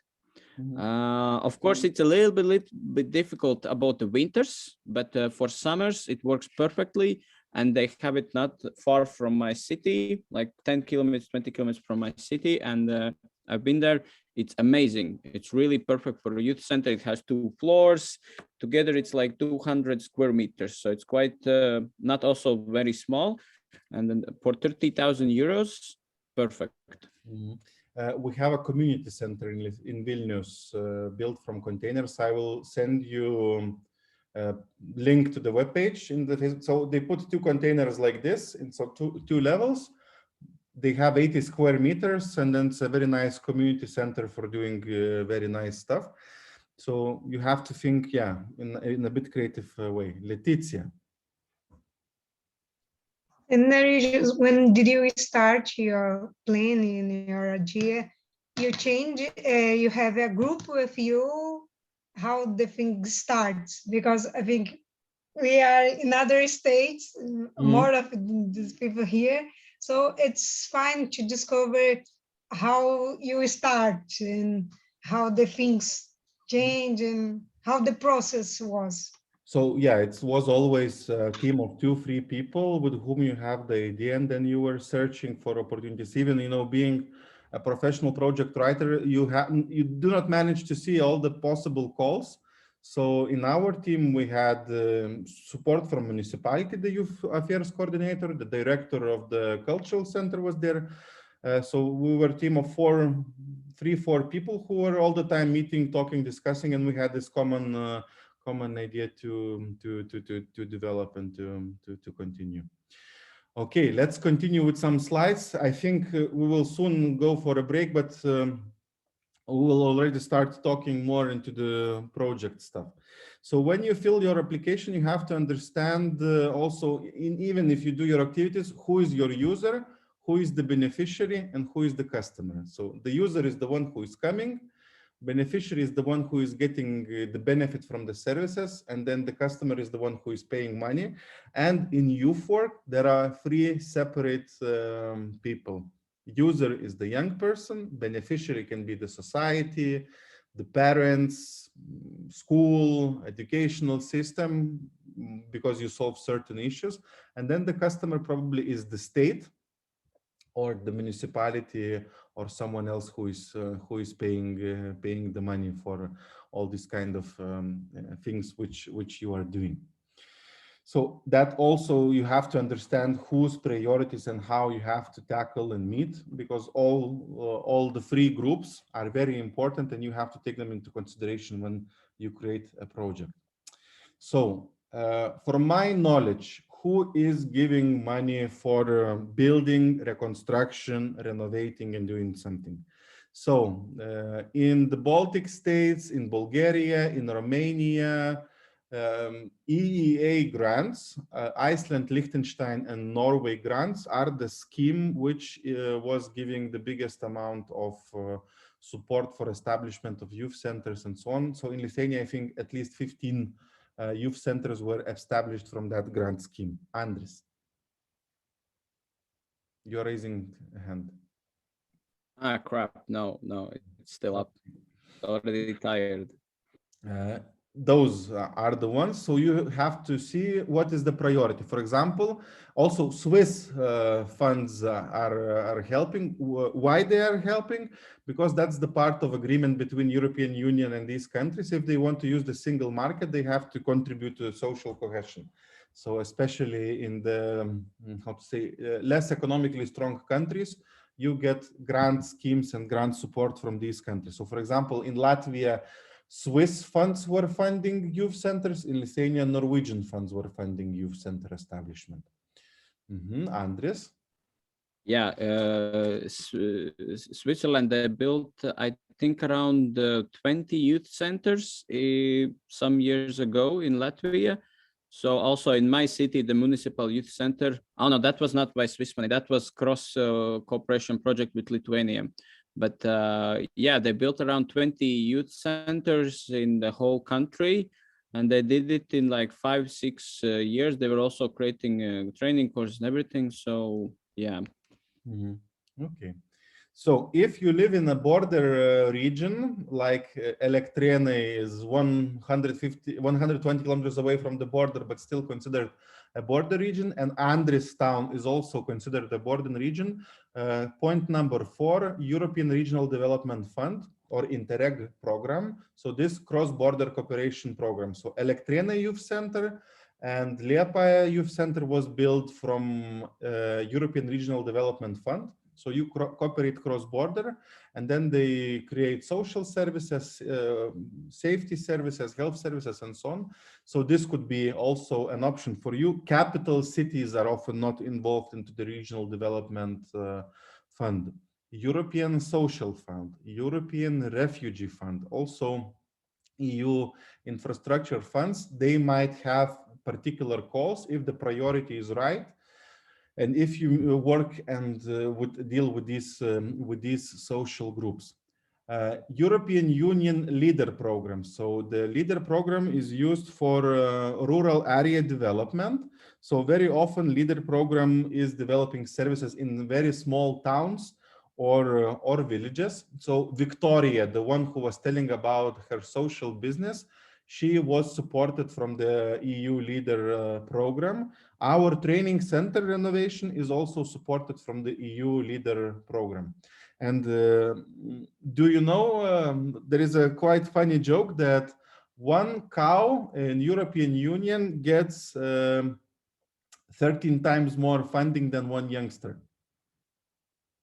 Because European Union, it's this economical cooperation, and then agriculture really gets a lot of funding for making the price similar, to support farmers, to feed us Europeans. And the Erasmus program had to have now 3 times bigger increase. We got only 2 times bigger increase because farmers got the rest of the millions. So cows are getting a lot of support from taxpayers. And then you have also national regional infrastructure funds. So also your countries are investing into building roads, cultural centers, libraries, schools, pools, and other big infrastructure stuff. So a youth center can be part of this national regional infrastructural funding. And then if you are in Moldova, or you are in other countries, often embassies and also development funding can be distributed by USA, Norway, Luxembourg, Japan, British, and other embassies who are doing development work, often in post-conflict areas. In Georgia, a lot of youth centers were built from American money. Myself, I was consulting establishment of youth centers in Georgia for the money of Japanese government. So Japanese economical support for Georgia, and we were a team of 5 Lithuanians coming to Georgia and doing training courses on youth work, youth center establishment, and they also funded 1 youth center there. In Armenia, me and Marius were doing youth policy development and research for the Norwegian embassy money and Norwegian grants. Okay, next slide. So to build a youth center, there are 2 types of projects. So one type of project is the method of state planning. So these infrastructural projects like roads, schools, and other stuff, they're done through this method of state planning. So the state is deciding the priorities, what they want to do in the next upcoming 7, 5, maybe 10 years. And then they prepare strategies, and then they allocate money which they get from European Union or any other plans. So even, for example, Norwegian funding, these Norwegian grants will be part of the state planning method, how they will do. So you also have to prepare application, but with state planning, often you already know that there is money allocated for your project, and you are in the short list for the project to be implemented. So that's how municipalities are building the youth centers. And all the youth centers which Ufuk was showing yesterday with the budget of building for 12 million, 10 million, 5 million euros, those were done by this method of state planning of this strategical plan. So your project idea has to become a part of a mid-term or long-term planning document, maybe a national strategy, regional strategy, municipality strategy for the next year. So you have to be a part of that. And about this, we will talk a bit more when we will talk about advocacy today in our training course. So if you want to apply in the year 2022, you have to have your idea already in 2018, and you have to go lobby, tell about your idea. It has to become part of the municipal strategy already in 2018. So it's a bit of long-term planning. And then with that, you also have a bit of political risk. So for example, your municipality decides to build a youth center. You put a lot of effort and work, and in 5 years, the situation is changing, new politicians, new mayor, and you were promised to become the director of the newly established youth center, and you are not, because political party have changed, and then they want to maybe put someone else from their own political party into that. So in Lithuania, we worked quite a lot on these strategies and plans at national level and local level. And I think in Lithuania, in the next 5 years, we will have tens of new youth centers opening, because now it's part of the strategies of municipalities who do not have yet a strategy. So when new money will be allocated or the new EU budget will be used, youth center will be one of the priorities to be established. To be established as a thing, build and stuff. And even maybe we will, in the next 5 years, we will have the first built youth center in Lithuania, because right now we don't have any built from scratch youth centers. All of the youth centers which we have, they were renovated, fixed, placed, was adopted. And then you can get funding as an NGO, youth center, social business. So yeah, so there are the calls, there are the programs, and you have to apply. So if you decide to create a social business, the main challenge is that you will be filling application which business companies are filling in. So Victoria, the one who is selling social services as a mobile youth worker social service, she had to fill in a business application form, analyze competition, make financial calculations when the services will pay them back selves to show certain level of profitability. Another very important thing, your youth center can be called in another name. So it can be a call for building community centers, building multifunctional centers, building libraries or something else, but maybe you can fit your idea into that. So maybe you are building a library with a youth center. So that could be also an option, or an NGO house, which is also providing youth center activities. If you apply as a social business, so there is the European Commission regulation of de minimis, the reglement. The minimis reglement says that a business company cannot get more than 200,000 euros project funding, because otherwise it would ruin competition in the market. So really the support for social business, for small business, will be very small. For NGOs, it will not be applying, but if you will be doing it as a social business, you will meet this regulation. So our training center, we got 100,000 euros for renovation, half of this amount. Another thing, if you apply for a social business, if you, let's say, as a leader program or as an NGO, you are committing for at least 7 years, which means 2 years to implement the project, and then 5 years you will be you will commit to continue implementing these activities. So that's quite a big investment. For example, in Elektrėnai Youth Center, what we had, so we have this center established, it's renovated, and at some moment the director had an idea, let's rent out the youth center on Sundays for children's parents who want to organize their birthday parties. So we were renting out the youth center. Youth workers were getting additional payment for hosting these birthday parties. For the youth work, it was really nice because future customers were coming, children of 10 years old and their friends who would come to the youth center at customers of age of 13. This was closed very fast because because the fund found out and they said you cannot get commercial benefit, you cannot earn money from that place by renting it out because it was built by public money. So for at least for 5 years, you are not allowed to rent it out for that. So, and then they are, how to say, checking 5 years after. So this is a commitment of 7 years. And then own contribution, if it's a social business, can be up to 50%. For NGOs, 10-20%. Yeah. And for you, it's a question, if you invest into the building, who owns the building at the end? With our training center, first we were doing it as an NGO, but then we changed it to business because we understood when we will pay it out, it will belong to an NGO and we will not be able to sell it afterwards if we decide.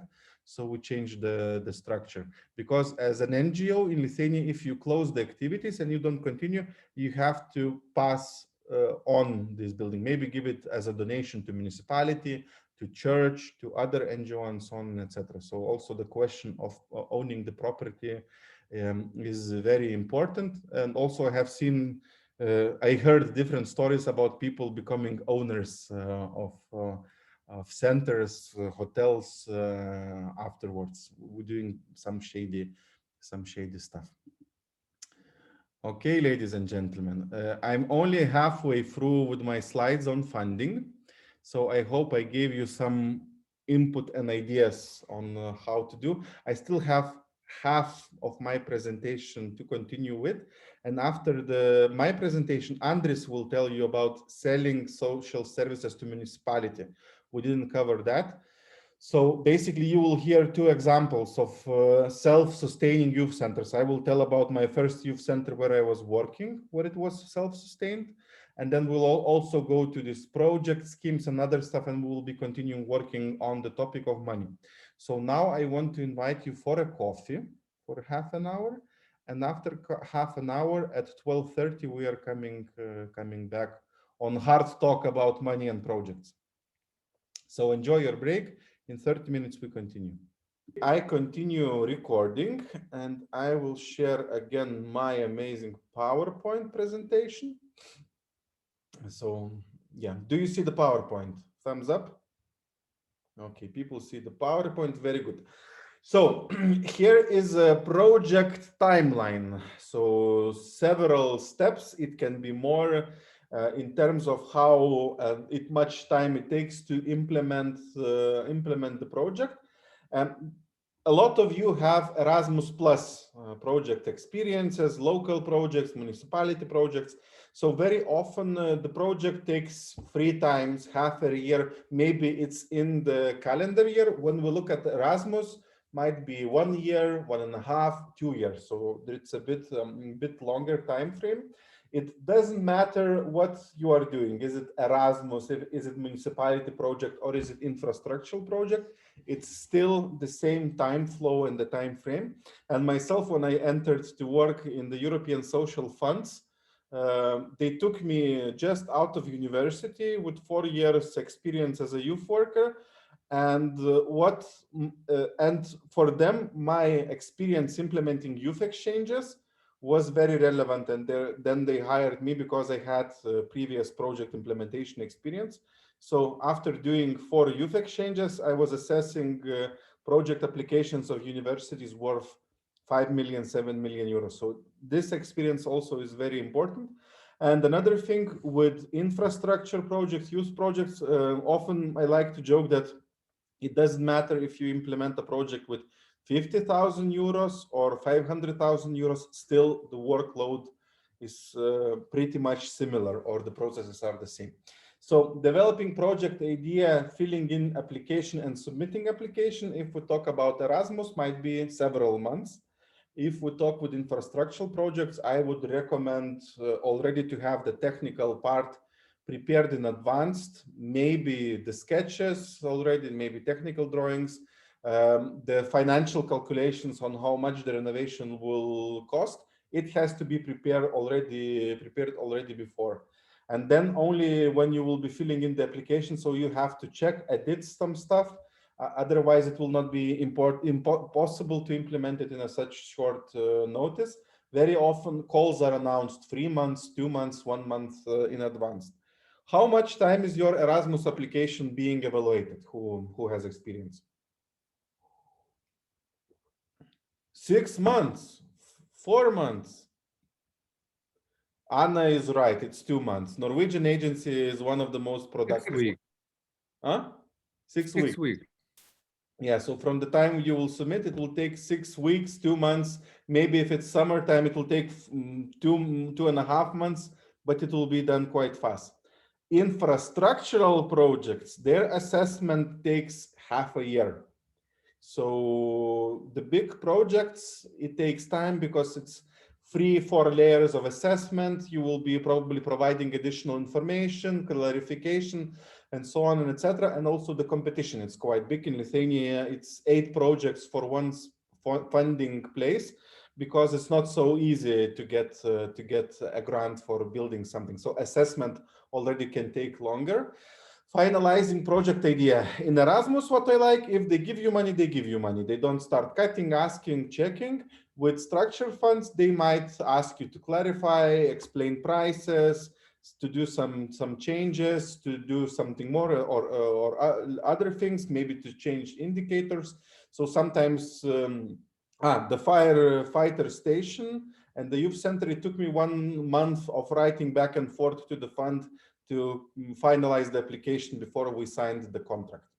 So signing the contract, it means that you can start spending first money of your project. So first day of the project is the first day when you start spending your project money. So with Erasmus, to make it very simple, if next deadline is end of May, 20th of May, so probably somewhere end of July, you will get the results.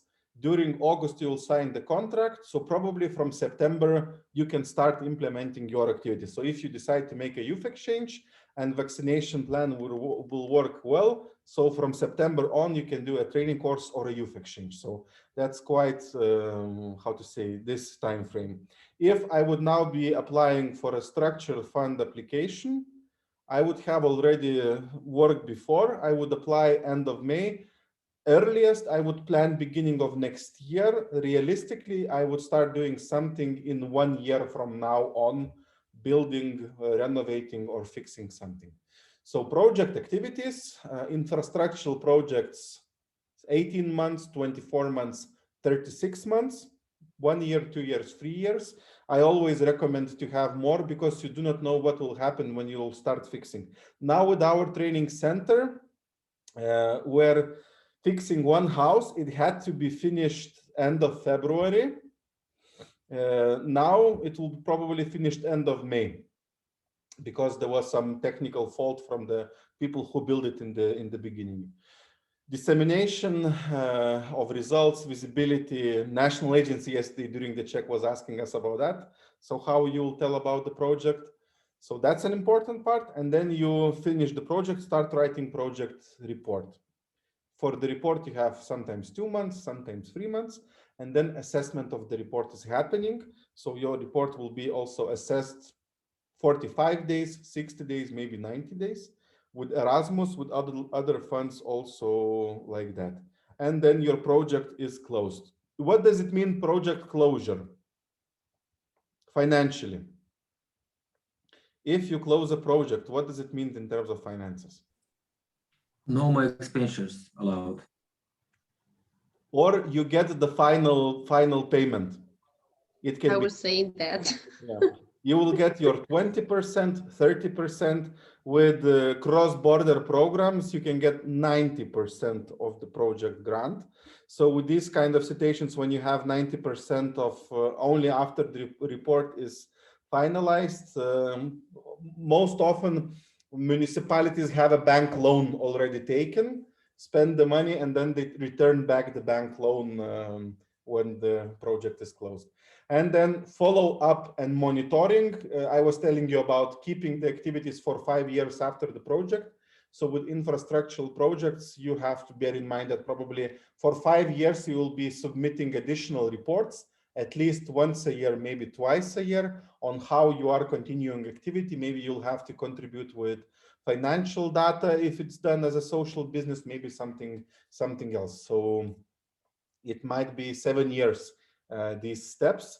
With Erasmus, it will be 12 months, 18 months max, what you're doing. Maybe if you do a strategic partnership, it will be a 3 years project. Okay. Zhela was asking about social corporate responsibility. So how to sell your business idea to business companies, corporations. One slide, very brief. We have 2 examples right now in Lithuania, how business supported establishment of a youth center, one youth center and one child daycare center. So what you have to know, companies are getting deductions from the taxes. If they donate for charity, if they support social activities, so they can get a donation. So sometimes big corporations, they search for opportunity to do that. So on one hand, to decrease their taxes. If the state policy is good with that, Lithuania state policy is not so good. It's quite complicated with this thing. One thing, another thing, they are also working on their image in the society, on their brand, which they are developing as a responsible business. So they want to show that they take care of the community. They do something. With youth centers, I would imagine social corporate responsibility is possible with businesses which they have a very strong local connection, local dimension. So for example, in Lithuania, I know one company which is building boats. It's a Norwegian brand, so the company is Norwegian, but they have a factory in Lithuania, in Kaunas district municipality, so they financially support child daycare centers, which are in the same municipality as the factory, and they have 2 requirements: same territory and linked to children and social issues. We talked quite a lot with youth field activists, with NGOs, National Youth Council. In Lithuania, in the last 10 years, there were a lot of actions done to create investment funds for the youth sector, for NGOs, start selling food products which would generate several, let's say, several percent of the profit, which would be then donated for different services. So one of the conclusions from the youth sector, and without any sarcasm, young people are less attractive than children, senior, and also terminal illnesses like cancers, also female, which are victims of psychological and physical violence. So very often for social corporate responsibility, other social groups are considered. That's the case in Lithuania, which we did quite an extensive research. Our colleagues did on that. And also one very important question which you have to answer yourself before signing up with corporations. Guess what costs businesses are saving during crisis? So cost number 1, which they are cutting, is advertising. Cost number 2, training courses for staff. Cost number 3, social corporate responsibility programs and support for NGOs. So if you are 100% dependent on a corporation, you each 6-8 years, you might face a crisis and then or lose your funding or have to search for partners. So very often when we talk about NGO funding, it's important to have mixed funding income sources. So the golden rule for funding is 30-30-30. So not more than 30% from one source. So it can be 30% from projects, 30% from municipality, 30% from business. So then you are really pretty much safe. If you will lose one of them, the other 2 will keep you on float. So, and sometimes it happens that you do not want to be publicly connected with certain businesses. Why? Because their service, their brand is not really, how to say, attractive, or you want to be recognized with these things. In Lithuania, we have quite an interesting case. The alcohol and cigarette taxes are invested into sports and cultural funding. So the project applications for sports and for culture and art are funded from alcohol taxes. So from basically addiction of people, and now Constitutional Court ruled out an explanation that it cannot be done like that. So it has to come from state funding. So state has to take the money from alcohol and cigarettes and then redistribute. Another very important thing, you have to think of a win-win situation. So what does the company get from your social corporate responsibility deal? So I'm working with Malteser organization in Lithuania. So they have now a contract with a business company. It's a Russian corporation who want to enter the Austrian market. And they, in Austria, they do not really trust Russian business. So the Russian business decided that we have to somehow strengthen our brand and connect in a way to Austrian society. So in Austria, Maltesers are quite known as a brand. So they agreed to fund Lithuanian Malteser activities, hospice activities, child care centers, of Malteser, to use the Malteser brand in their communication, in their marketing, in their social corporate policy. So you have to think what you can offer and to see. So the examples as promises of social corporate responsibility in Lithuania, the biggest agricultural company is funding one private youth center. So we have this youth center which is built in a former milk factory. So they were, how to say, processing milk, making cheese, butter in that factory. They bought up the factory, they do not produce it anymore, and they gave away something like 800 square meters of the factory, because it's built in Soviet times. So it has a performance hall, library, gym, so quite a building between two levels. Also, they have a garage where they are fixing cars. So they gave the premises, and each year they are giving 50,000 euros out of their profit for the youth center to pay the salaries of 3 youth workers and maintaining the building. So they pay the heating, the electricity, they give money for salaries. And also a funny thing, they even gave a company car to the youth center. So they had a small Skoda, the youth center team, which were providing the services. The only requirement which the corporation has is that they would organize a summer camp for juvenile criminals and children for very poor backgrounds. So in summer, they spend 3 weeks in a campsite doing camps for those children. The team of youth workers is doing that. And that youth center is already working for 25 years in Lithuania. Yeah, so that's one thing. Now about the social corporate responsibility part, the corporation is not in any way telling about the youth center. So this is a small town of 10,000 people. No one in the town knows that it's funded by the corporation. So for them, youth center is such a natural thing. They do not know that the corporation is funded.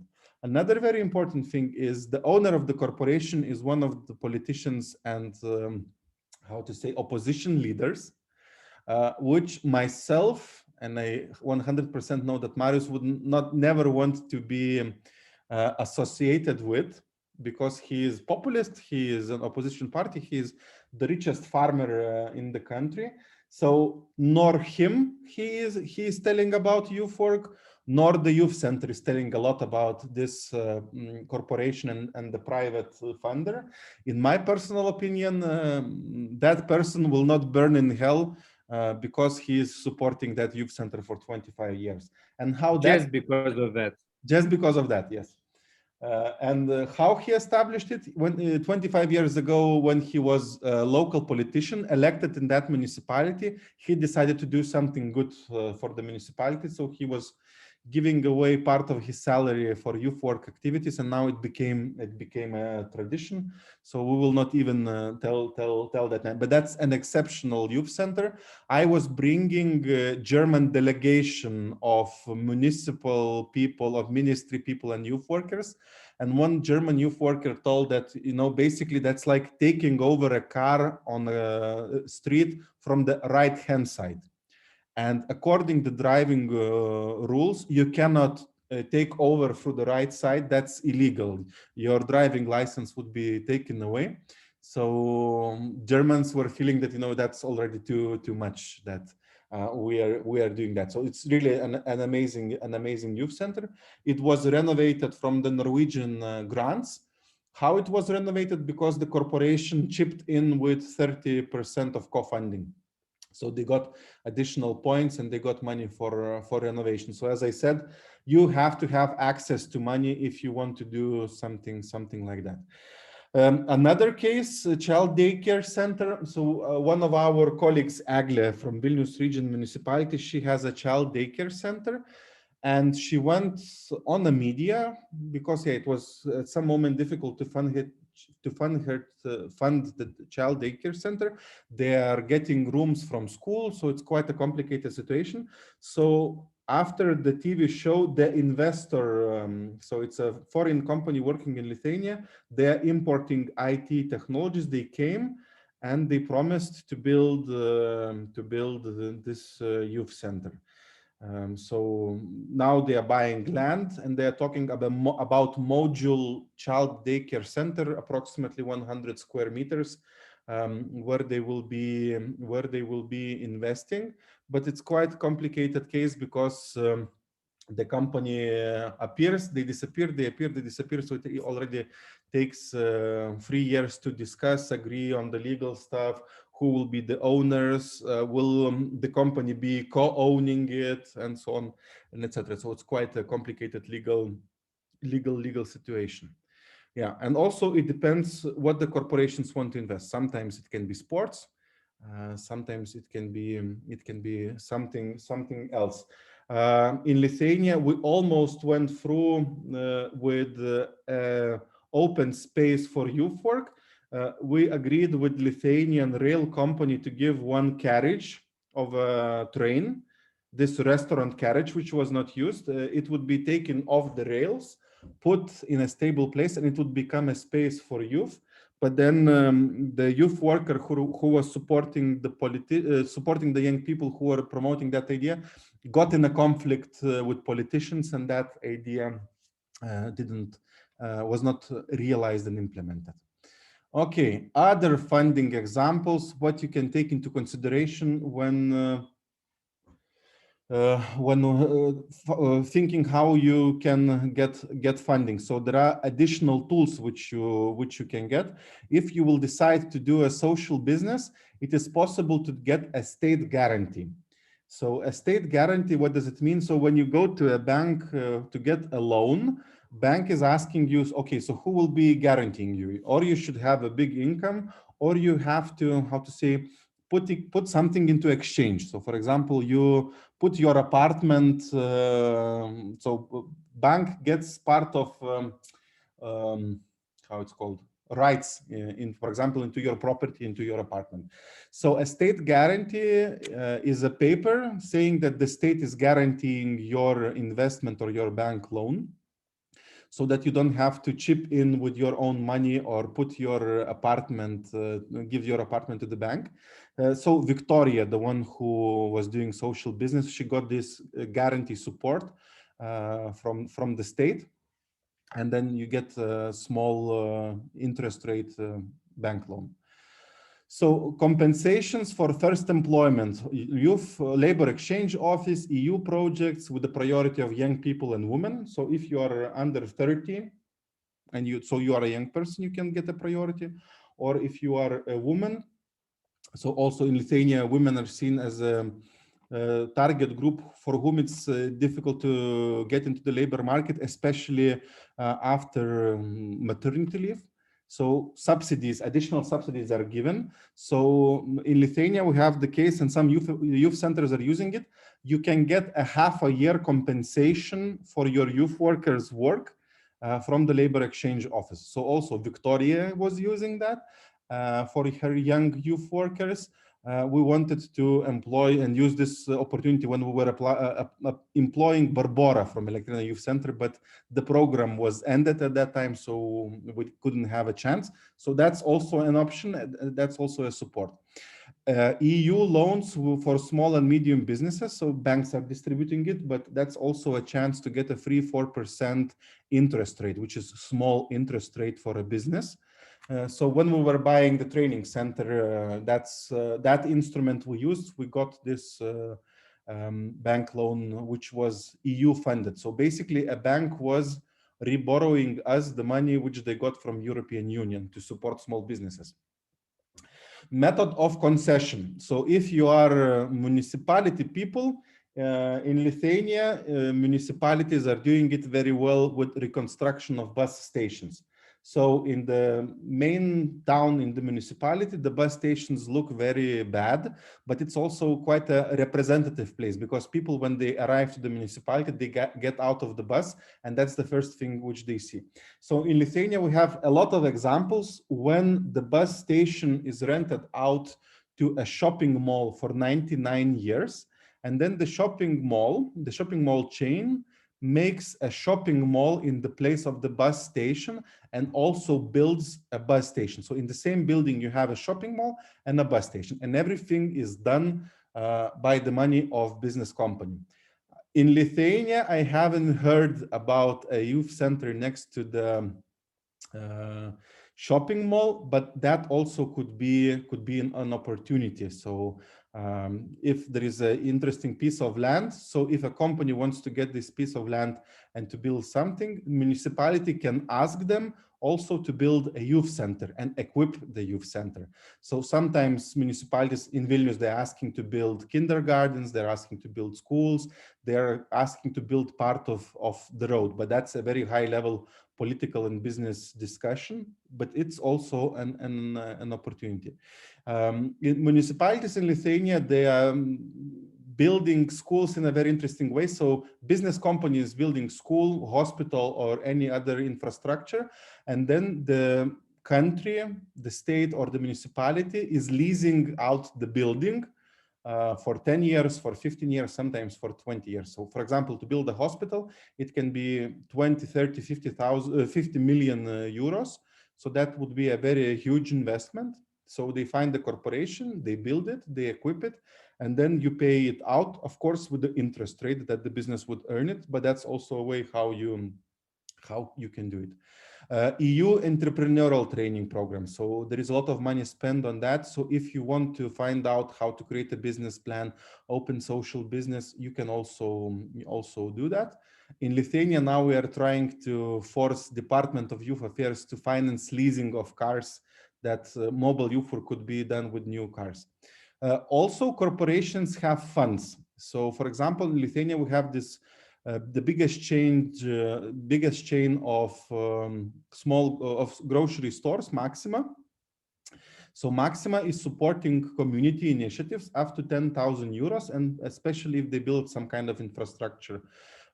So if you have a shop next to in your municipality, they could fund something. So they fund youth parks. The youth center from Ukmergė, which we were seeing, they got Maxima funding for several years to develop the youth center.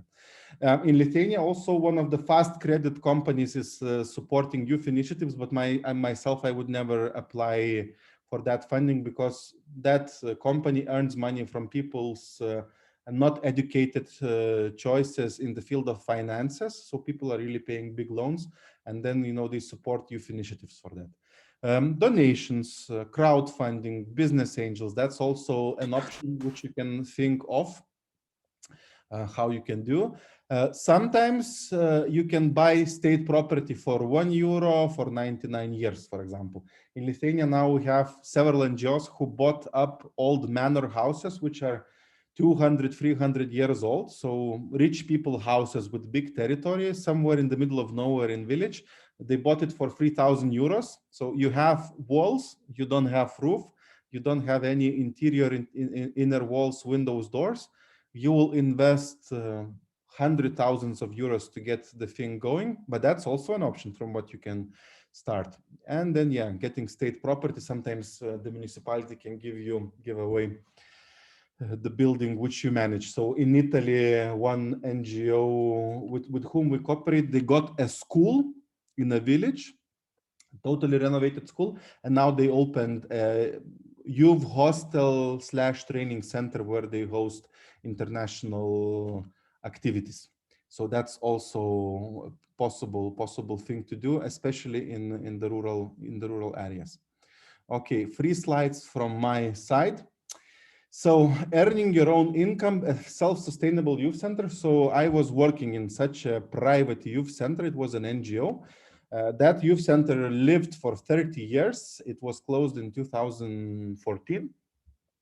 So the idea of a youth center was created after a youth exchange. A group of youngsters went to Germany for a youth exchange. They come back, and then teacher who was going with them, she decided to create a youth center, and then she spent 30 years managing, funding, and creating, maintaining that youth center. So myself, I was there as a young person from the year 2000. At 2004, I started to work.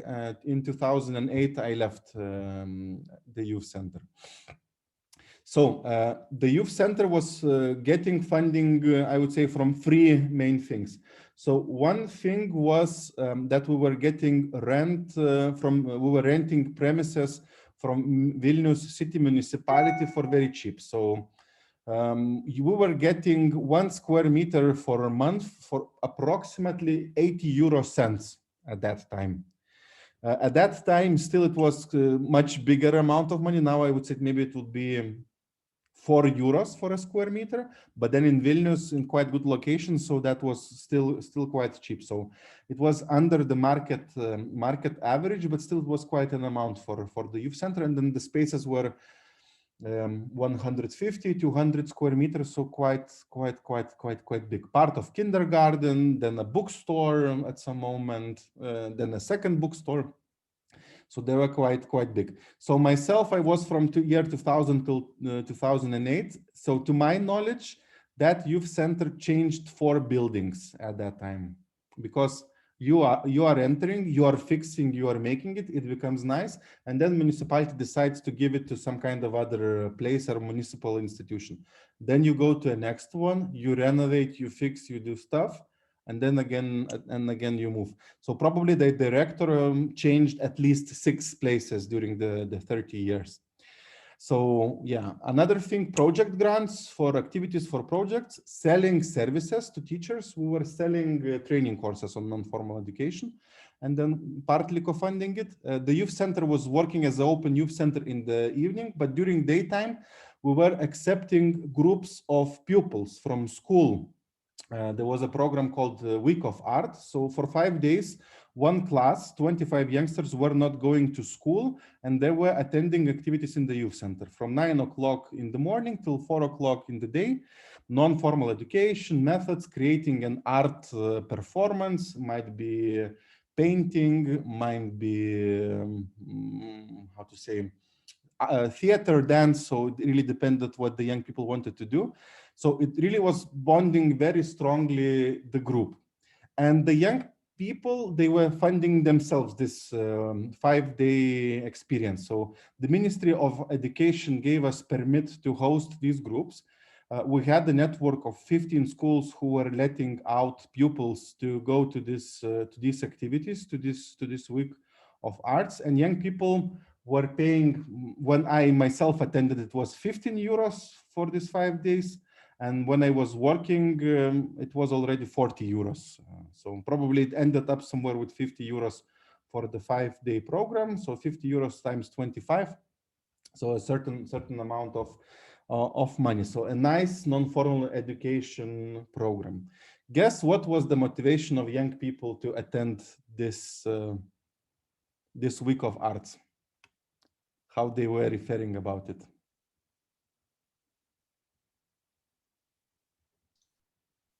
they were not in the school at this Yes. time. They were saying we bought additional week of holidays.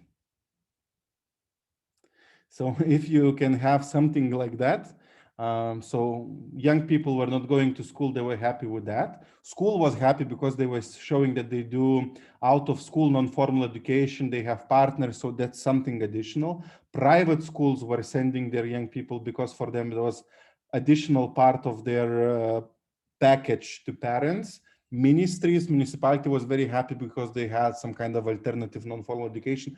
They were bringing international groups for study visits to that place. So, and then yeah, the place was working for 30 years. After 30 years, the director was too tired to push everything by herself. Yeah, because she was quite, how to say, that was her idea, her baby, and she was managing it. And then somehow naturally it closed. Yeah.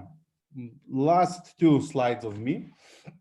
So always reflect, are all ideas worth implementing? So with our training center, we were always getting a proposal. Maybe you want to do farming. Next to the training center, you have 40 hectares of land. Maybe you want to grow something. Maybe you want to have animals and so on, etc. So in my opinion, or you do farming, or you do training center, or you do how to say a youth center, because farming, it takes also a lot of energy.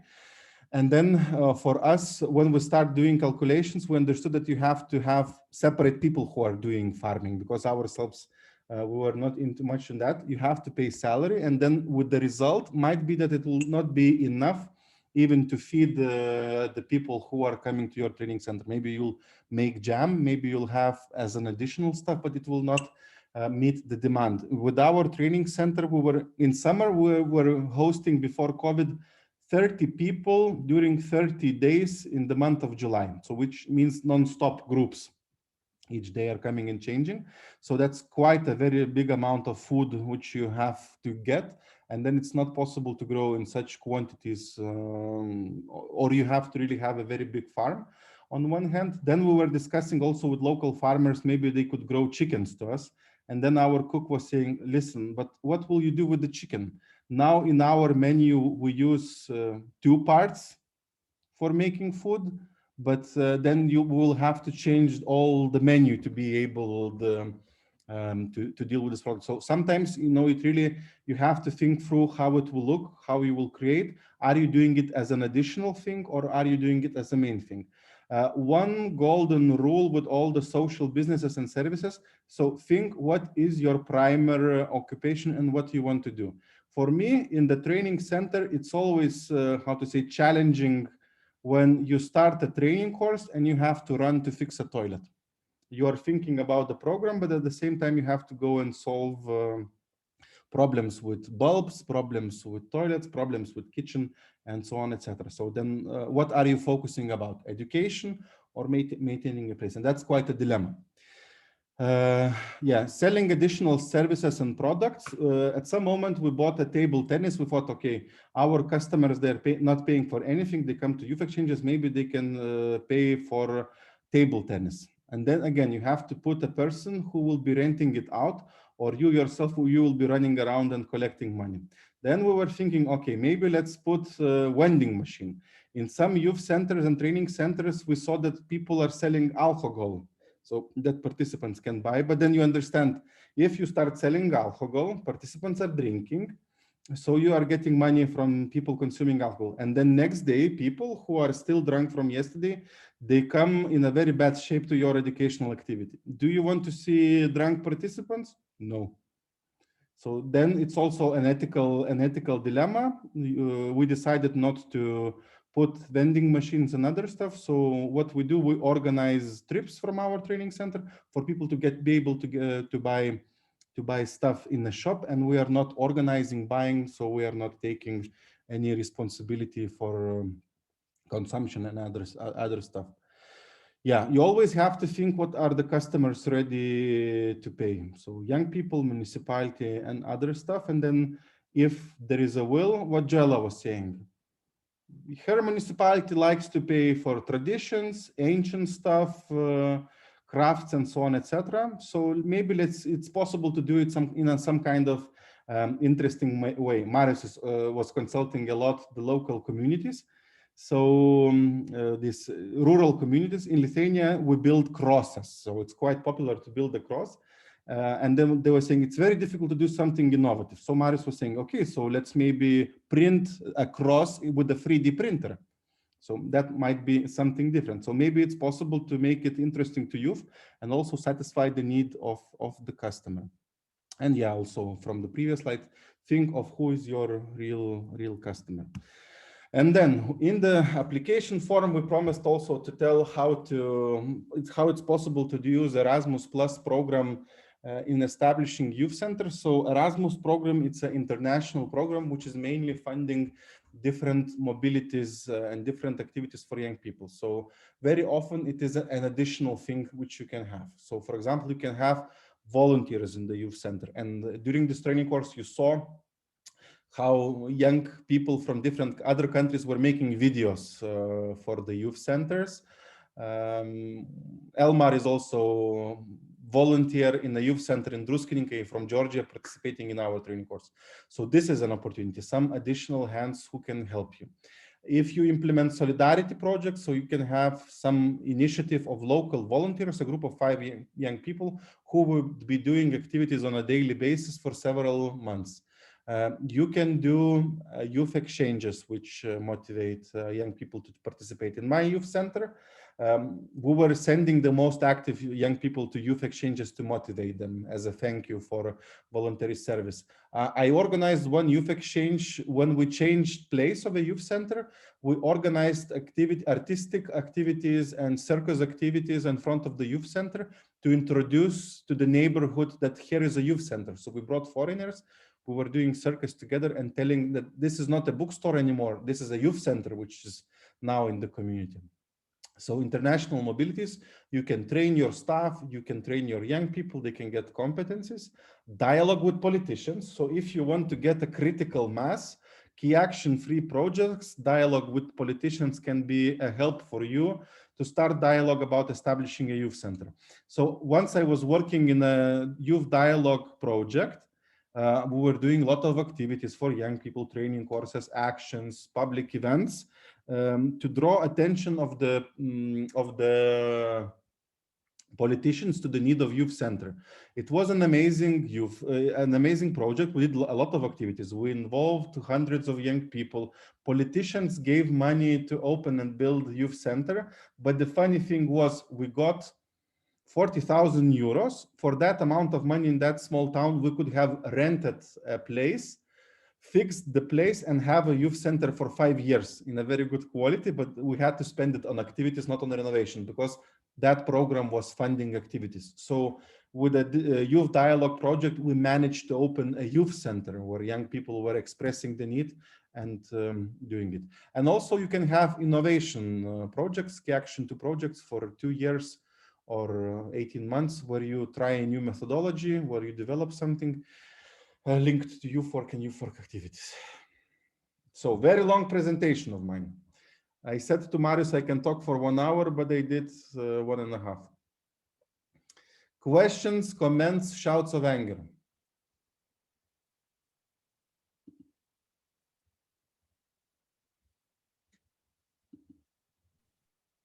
Anna. Thank you. I just wanted to add something before about Erasmus Plus. In some projects, of course, you need a bank loan before you execute the project. But in the case of Erasmus Plus, if it happens that they give you 80% in advance, probably if you make a good management of the project, you won't need to have a bank loan. You can execute all the project with that 80%. That means the 20% you are receiving after closing the project, you can save for the institution, for something you need, for something you want to build, and so on. How can you do that? For example, you need to bring all the participants from the airport to your location. Why not ask the municipality to offer you the bus to go and bring the participants from the airport to your local place where you are having your seminar or training course or exchange, and also to take them back. If you have, for example, a school canteen near you, all the meals are much cheaper than going to restaurants and so on. So I would say that Erasmus Plus is probably, for the ones who are starting, the best program to be able to do all the project and also save money for the institution. Thank you. I can sign under all the words which you said. Yeah, 80% in some countries. In Lithuania, it's 60% pre-funding. Yes, but it's Erasmus, municipal funding, national funding. You start from that. Myself, I probably implemented 10 youth exchanges before I started doing something bigger. So I totally agree with Anna.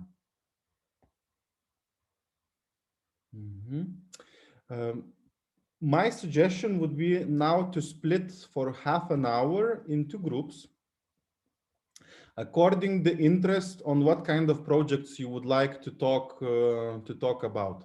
So as I remember, some of you wanted to speak about the upcoming deadline and maybe to develop youth exchanges and training courses or maybe democracy projects. Who would be up for that? Maybe you can indicate a hand up. Jorgen, maybe. Neringa, are you with us? Of course I am. Of course. Neringa is an expert of Erasmus for entrepreneurs. So maybe Neringa could tell about Erasmus for entrepreneurs in one of the groups, briefly. I could, but I am under development K Action 2 for the upcoming deadline. Okay. So I would like to be in working group. Okay. So Neringa wants to share context. Letizia, you were showing your hand. Maybe you have an interest, a topic, a proposal. Microphone, please. Yes, I like the entrepreneurship. Entrepreneurship, okay. What would be other proposals? I will open 5 rooms and we can create some names for the room. So one room is next Erasmus deadline. Let's call it like that. Right.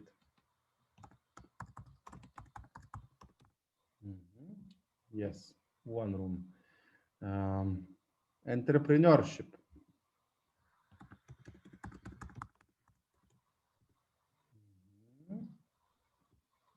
Okay.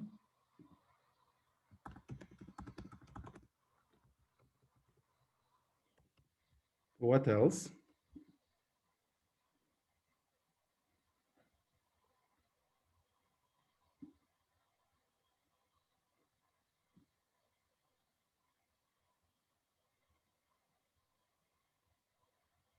People, proposals. What do you want to talk about? Maybe it would be meaningful to separate the upcoming deadline into youth exchange like K Action 1 and K Action 2. Yes. Strategic partnerships. Now already cooperation partnership. Maybe we can make a room because as long as we are talking about the money, one room where people could discuss how to spend money efficiently. So you can save this 20% or something like that. I could also join that group. Save money. Like how to save money, because I think there could be a lot of tips and tricks. Jorgen and Luis. I think a lot of people will be trapped between many interests. Some people would have interest in 2, 3 more, all of this. But it could be good. They could jump between the groups, but yeah. Luis. And we can talk about different topics, I think, because they're interesting for different topics. So it can be only 2, 3 groups and you discuss about different topics. Could be, or you can jump through windows also. It's really up on you. Luis, you're raising hand. About the 20% topic, I mean, if we are going to discuss it after, I will discuss it, but I don't know, but my experience in Spain is that it's not that easy to get this 20% directly to the association. Because usually you have to justify everything by papers. So, okay, you can make the investment in materials or stuff, but you cannot get directly the money. Or you can. Depends Yes. on the reality. It really depends on the reality.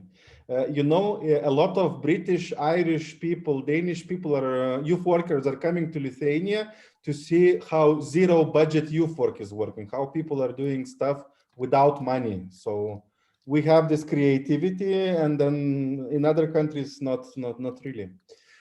I could also join a discussion on buildings, reconstruction, renovation, if people have more specific questions on that.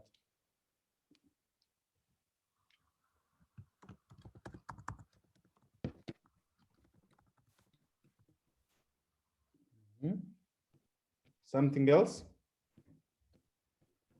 100% it will be internal migration. Internal migration? What do you mean with internal migration? From room to room, from room to room. Okay, guys, I think today you have really listened a lot. I opened the rooms. Let's go for 30 minutes. Discuss, share, ask, find partners, and we will be back at 1:50 Central European time. And Andres will tell about selling services to municipality.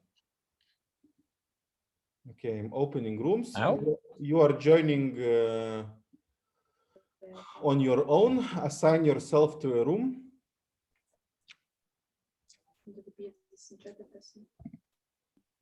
If someone needs to be put into a room, I can help.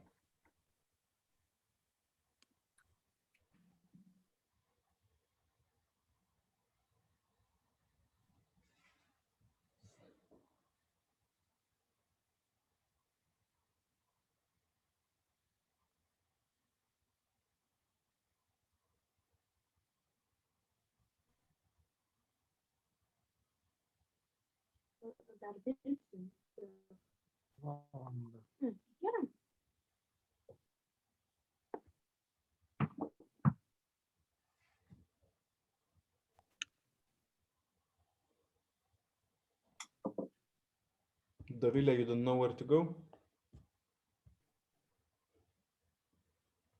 Thinking where to start. Probably gonna move from place to place. Arius, will you stay here? So if something, you can manage a bit people where to go and how to. Sako, aš turiu statusą. Pasižiūrėk, jeigu ką aš tau host, atiduosiu hostą, nes kažkaip co-hostų šiandien mažiau leidžia.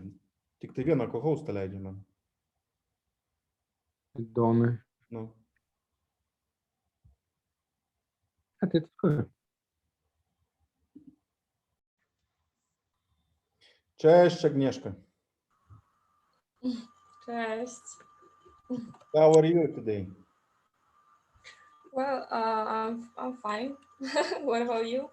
I'm actually really satisfied and excited about your presentation and all the suggestions you've made.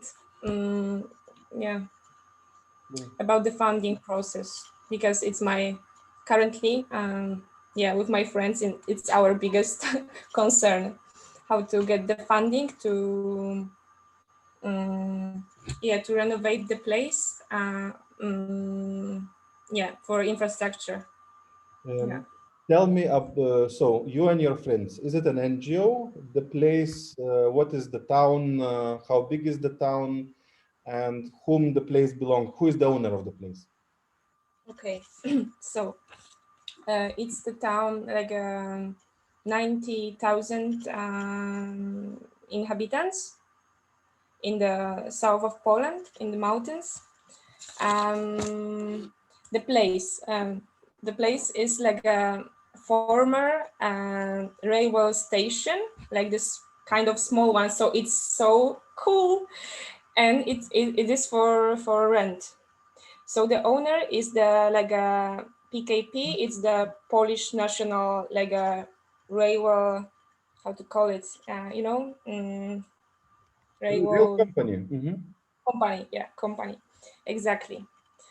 Yeah, the problem is that the place is super fantastic. I mean, like the location is in the center, the whole cultural heritage around it, but it's really devastated inside.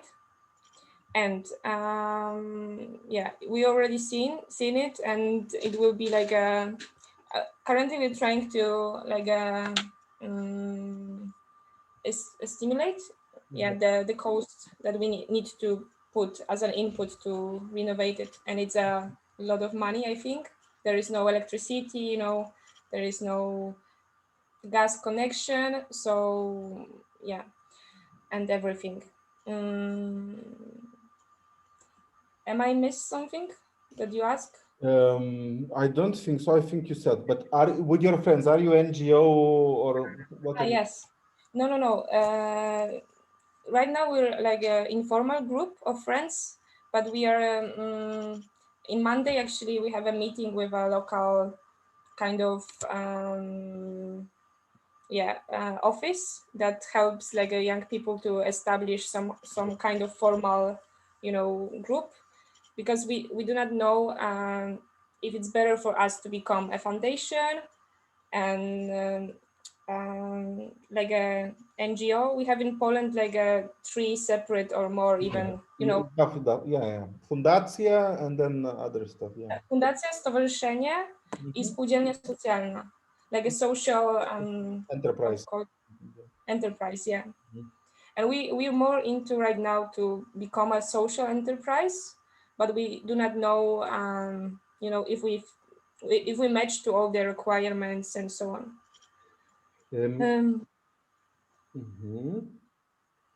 I will ask Marius one question. In Lithuania, we have funded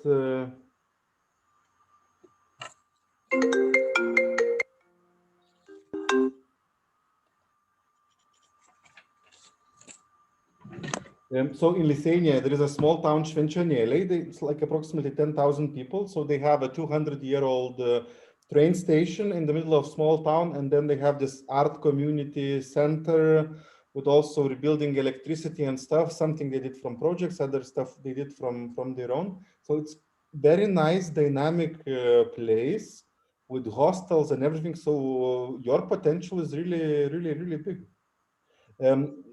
On what grounds you will get to use the building? Will you be renting it? Will you have access to it? Yeah, for now it's like for renting. That's the problem that in my region they want to. We have a sign already that in upcoming years they want to develop more like a railway connection. So they want to, you know, moderate it.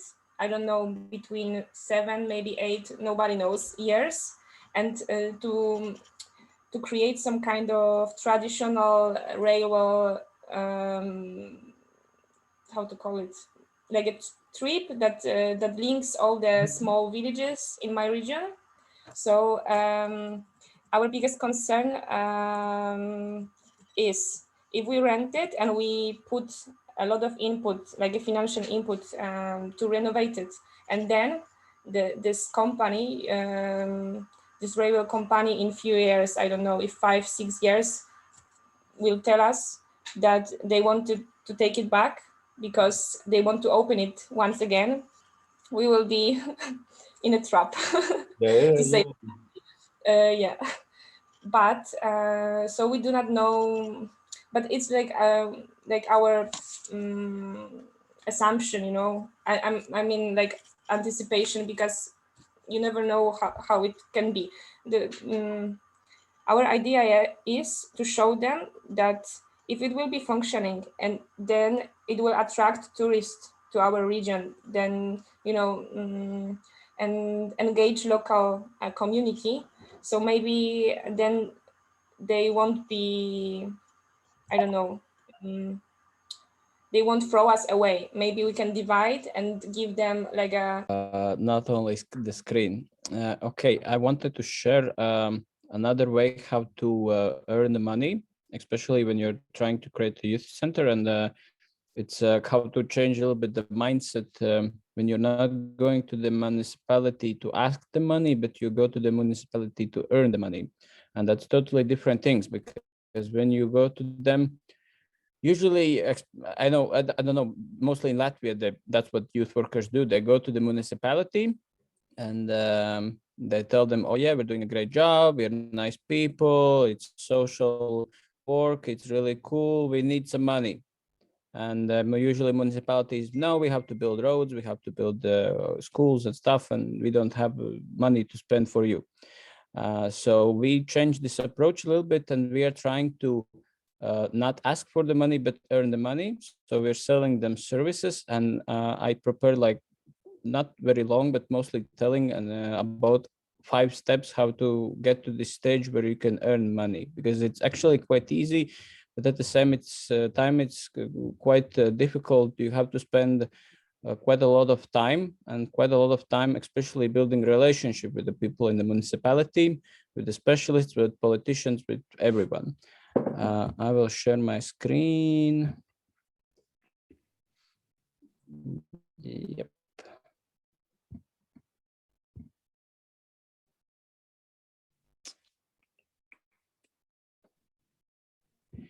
Yes. So right now we have, right now we mostly have around 5 services that we're providing. We started with 0. It's quite a small number that we started with. And 5 of them that we have. One is Youth Academy. It's a training course for young people that is something similar to these kind of training courses, but a very, very basic ones, so they could understand what is a training course, what is a hackathon. You know what is hackathon? Anyone has been to the hackathons?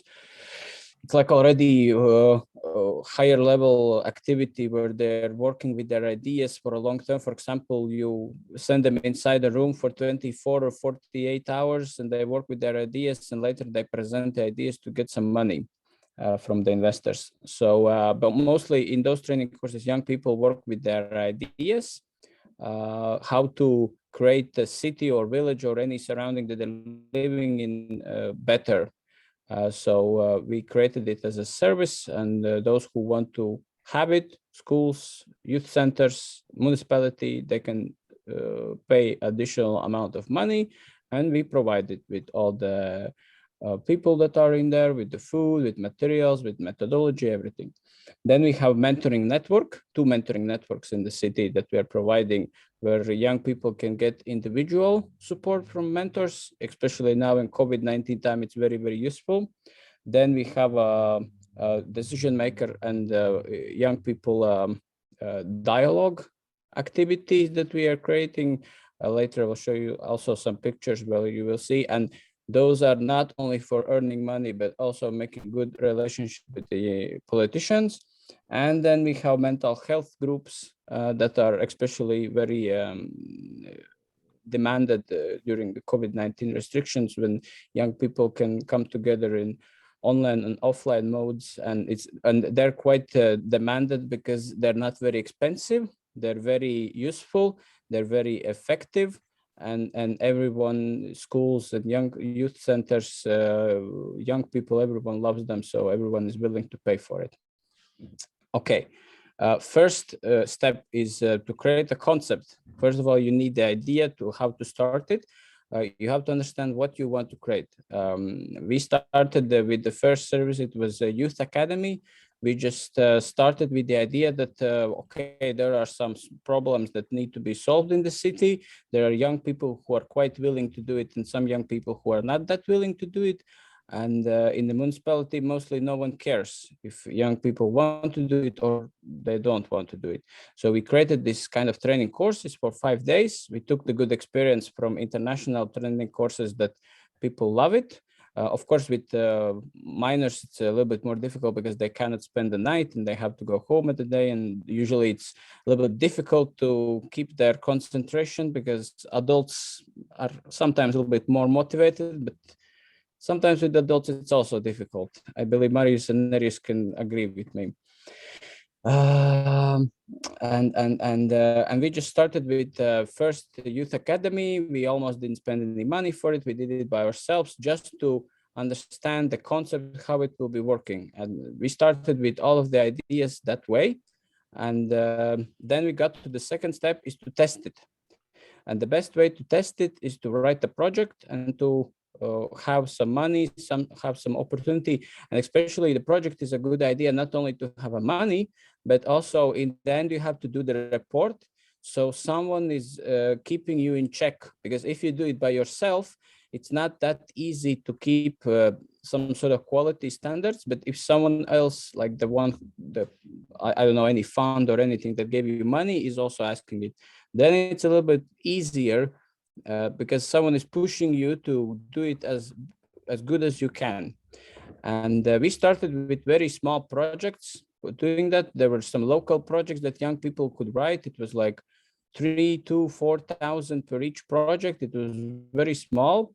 They were quite easy to write, but it was perfect for us because they didn't took a lot of our time, but we were able to test our ideas, how they're working, how young people like them, how society like them, how they look in publicity.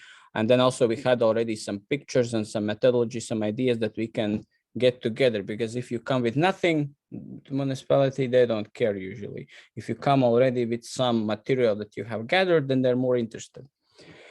Yeah, here are some like one of the first youth academies that we had.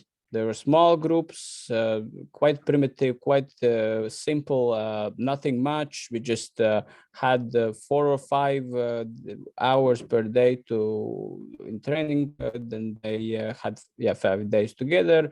They were mostly working, getting together, getting to know each other, working with the ideas.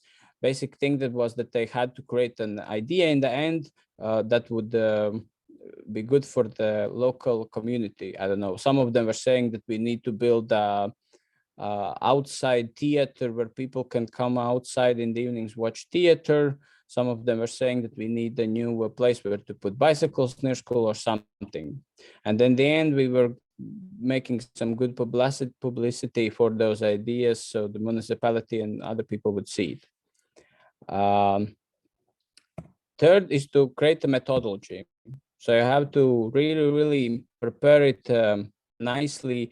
Like the first thing is visual, because you have to prepare it really nicely so it looks really cool with the pictures, with steps. So Canva.com that we've been using for materials, it's very good tool because you have already built in all kind of these styles and designs. Because for example, me, I'm really bad at I'm really bad at creating designs. I don't understand anything about it, but you just go inside, you find one, you put the information inside, and it's done. And everyone thinks that you're a professional graphical designer, even if no one in your team is.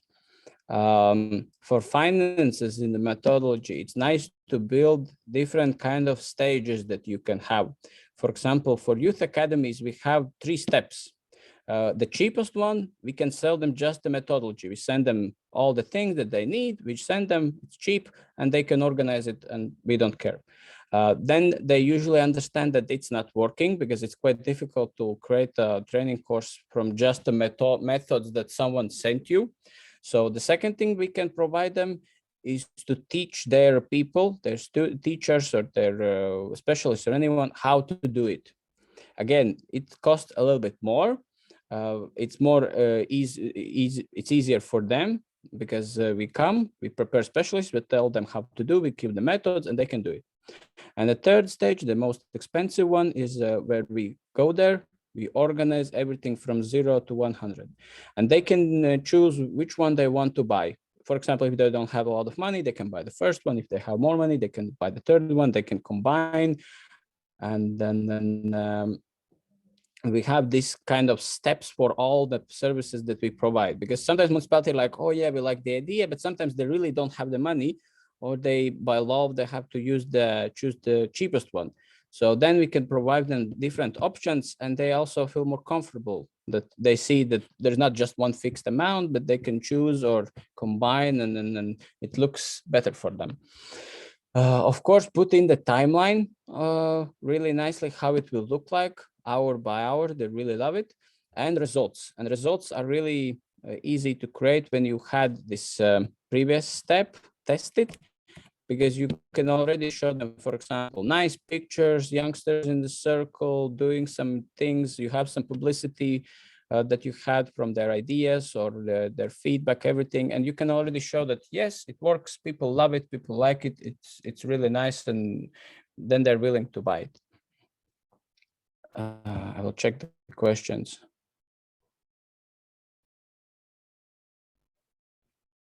Yeah, I can send you the presentation. There's like nothing in the presentation, but of course you have a recording. It's perfect.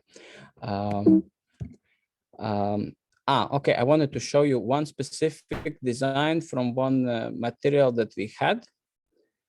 This was from mentoring network that we were representing to the municipality. This specific presentation we're showing them. So here we had a description, short one, a specific tasks that we will do with this mentoring, specific target group that we described. We gathered already all organizations that could work with this. So we basically made sure that there is no competition, because we gathered all the organizations that could do this under our umbrella. And also to the municipality, we showed, okay, you see, we have all kinds of partners. For example, this one organization is working with Russian-speaking community, this one with mental health, this one with young girls who have been, who had this, basically with younger girls. Then there's this one that is working with all kind of youth, this one with young people who don't have parents and everything. So we gathered them all. It looks, again, professional, nice, and we have a strong team. Then we counted down 4 things specific that they are getting, the young people. They're getting specific, like all kind of, for example, first, they get specific amount of hours per month that they are working with the mentor. We also described that it's flexible. We described that they get some extra activities that we have in our organization. So for example, if they would sell it to someone else, they wouldn't get these extra activities mostly, but then we are giving them inside as a package deal. Also activities of the partners. Then we describe the specific process, how the service will happen step by step. So first step, the youngster comes to us. Second step, we do this. Third step, we do this. So step by step, we describe it. Then we describe the budget. The expanded budget was sent to them in the Excel, because it was in presentation, it didn't look good. And then that's it. It was simple, quick, specific amount of money, everything, and they bought it in like the first meeting, and it was really, really easy. How can I get back? 1 sec.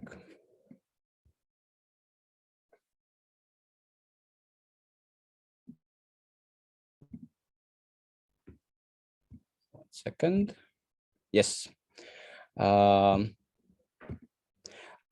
then what you have to do, mostly young organizations think that they have to first work with, make friends with politicians, but actually it's not, because politicians, they're just deciding, and mostly they don't know what the reality is. That's what I checked, especially in the local municipalities.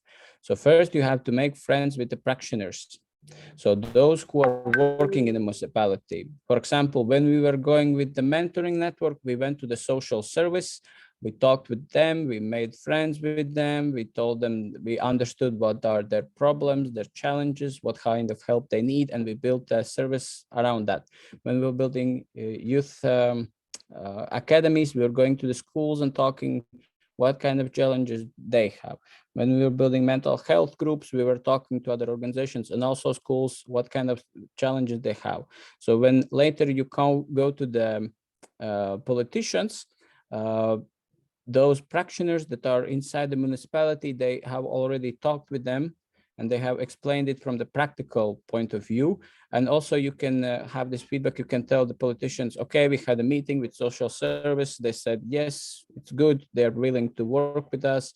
So it means that you're not just going around, but you're going through the people who are practically doing it. And that's a good way to do it. And then the last thing is the most last thing is to have friends with decision makers. And also, first of all, you have to go from two approaches. First, you have to go with the numbers. They love numbers. It's one of the languages they understand, that you show them that this will cost this. And the second thing is to have very informal activities. We had a specific project for that.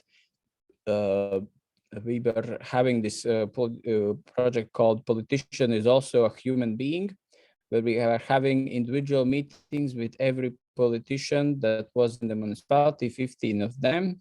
Of course, COVID was a little bit on the way, but we did it.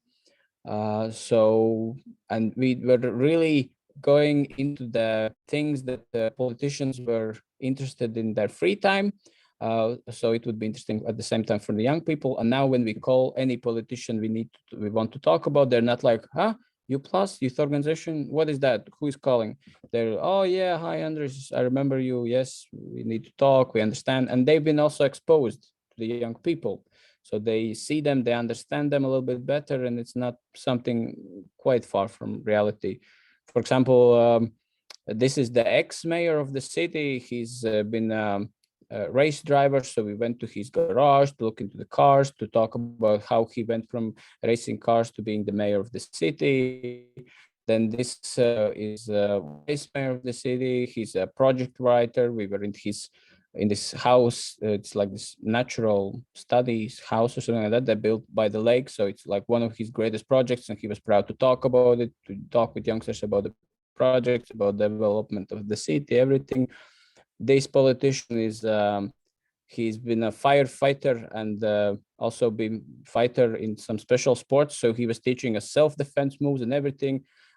Also very useful for the young people. Then we were with this one politician who is responsible for culture. We were going to the theater because there was like this during COVID. There was this crisis that they thought that they will close the theater of the city because the government wasn't giving money, everything. So we kind of with young people also made the publicity about this problem and everything. And in the end, young politicians, there's some more.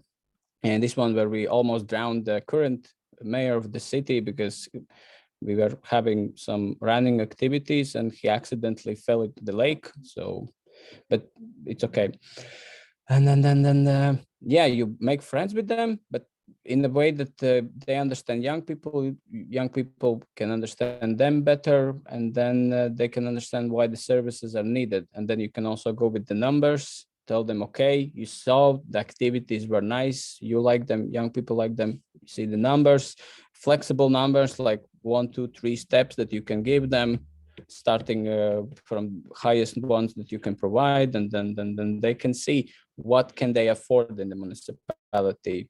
And right now, basically, half of our money that we receive, that we earn, comes from the municipality. Only second half comes from the projects. And now they're changing the structure of the municipalities in the whole country in the election that will be in the June. So we are already working with the neighboring municipalities because they see that the services are nice and they also want to buy them. So we expect that in 3 years we'll be providing these services in the biggest part of the region of called Kurzem region. It's west of the country. We'll be providing services in 3 years in the whole region. Yeah, that's it. This is how to sell services to the municipality. 5 simple steps, and you get money and you're not begging for it, but you're earning it, and it's better because then also because it's the money that you earn. So technically you can spend it wherever you want it, because it's not grant where you have a budget for this and this and this. It's the money that you earn. Of course, you cannot have it as a profit. So we spend it all for the people who work and everything, but at least we don't have to worry about specific budgets and everything. And that's the good thing. We buy this, we buy this, we buy that. We want space, anything we want. It's simple. Maybe some questions or shouts of anger.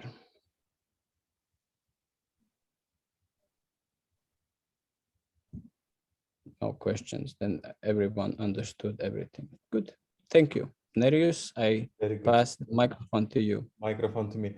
People, today we had the plan to have a non-formal meeting in the evening at 6 o'clock Central European Time.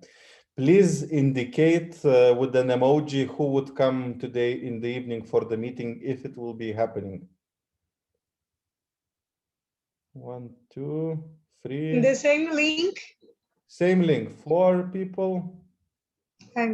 Okay, so at 6 o'clock, some people are meeting, just non-formal goodbye, because tomorrow we don't think that on Friday it will be possible to connect you after the end of the training course. So for tomorrow's program, as we said, it will be a bit shorter, and tomorrow at 11 o'clock we will make the final group photo, certificates, this ceremony and so on and etc. So I will write a separate letter, but we really hope to see you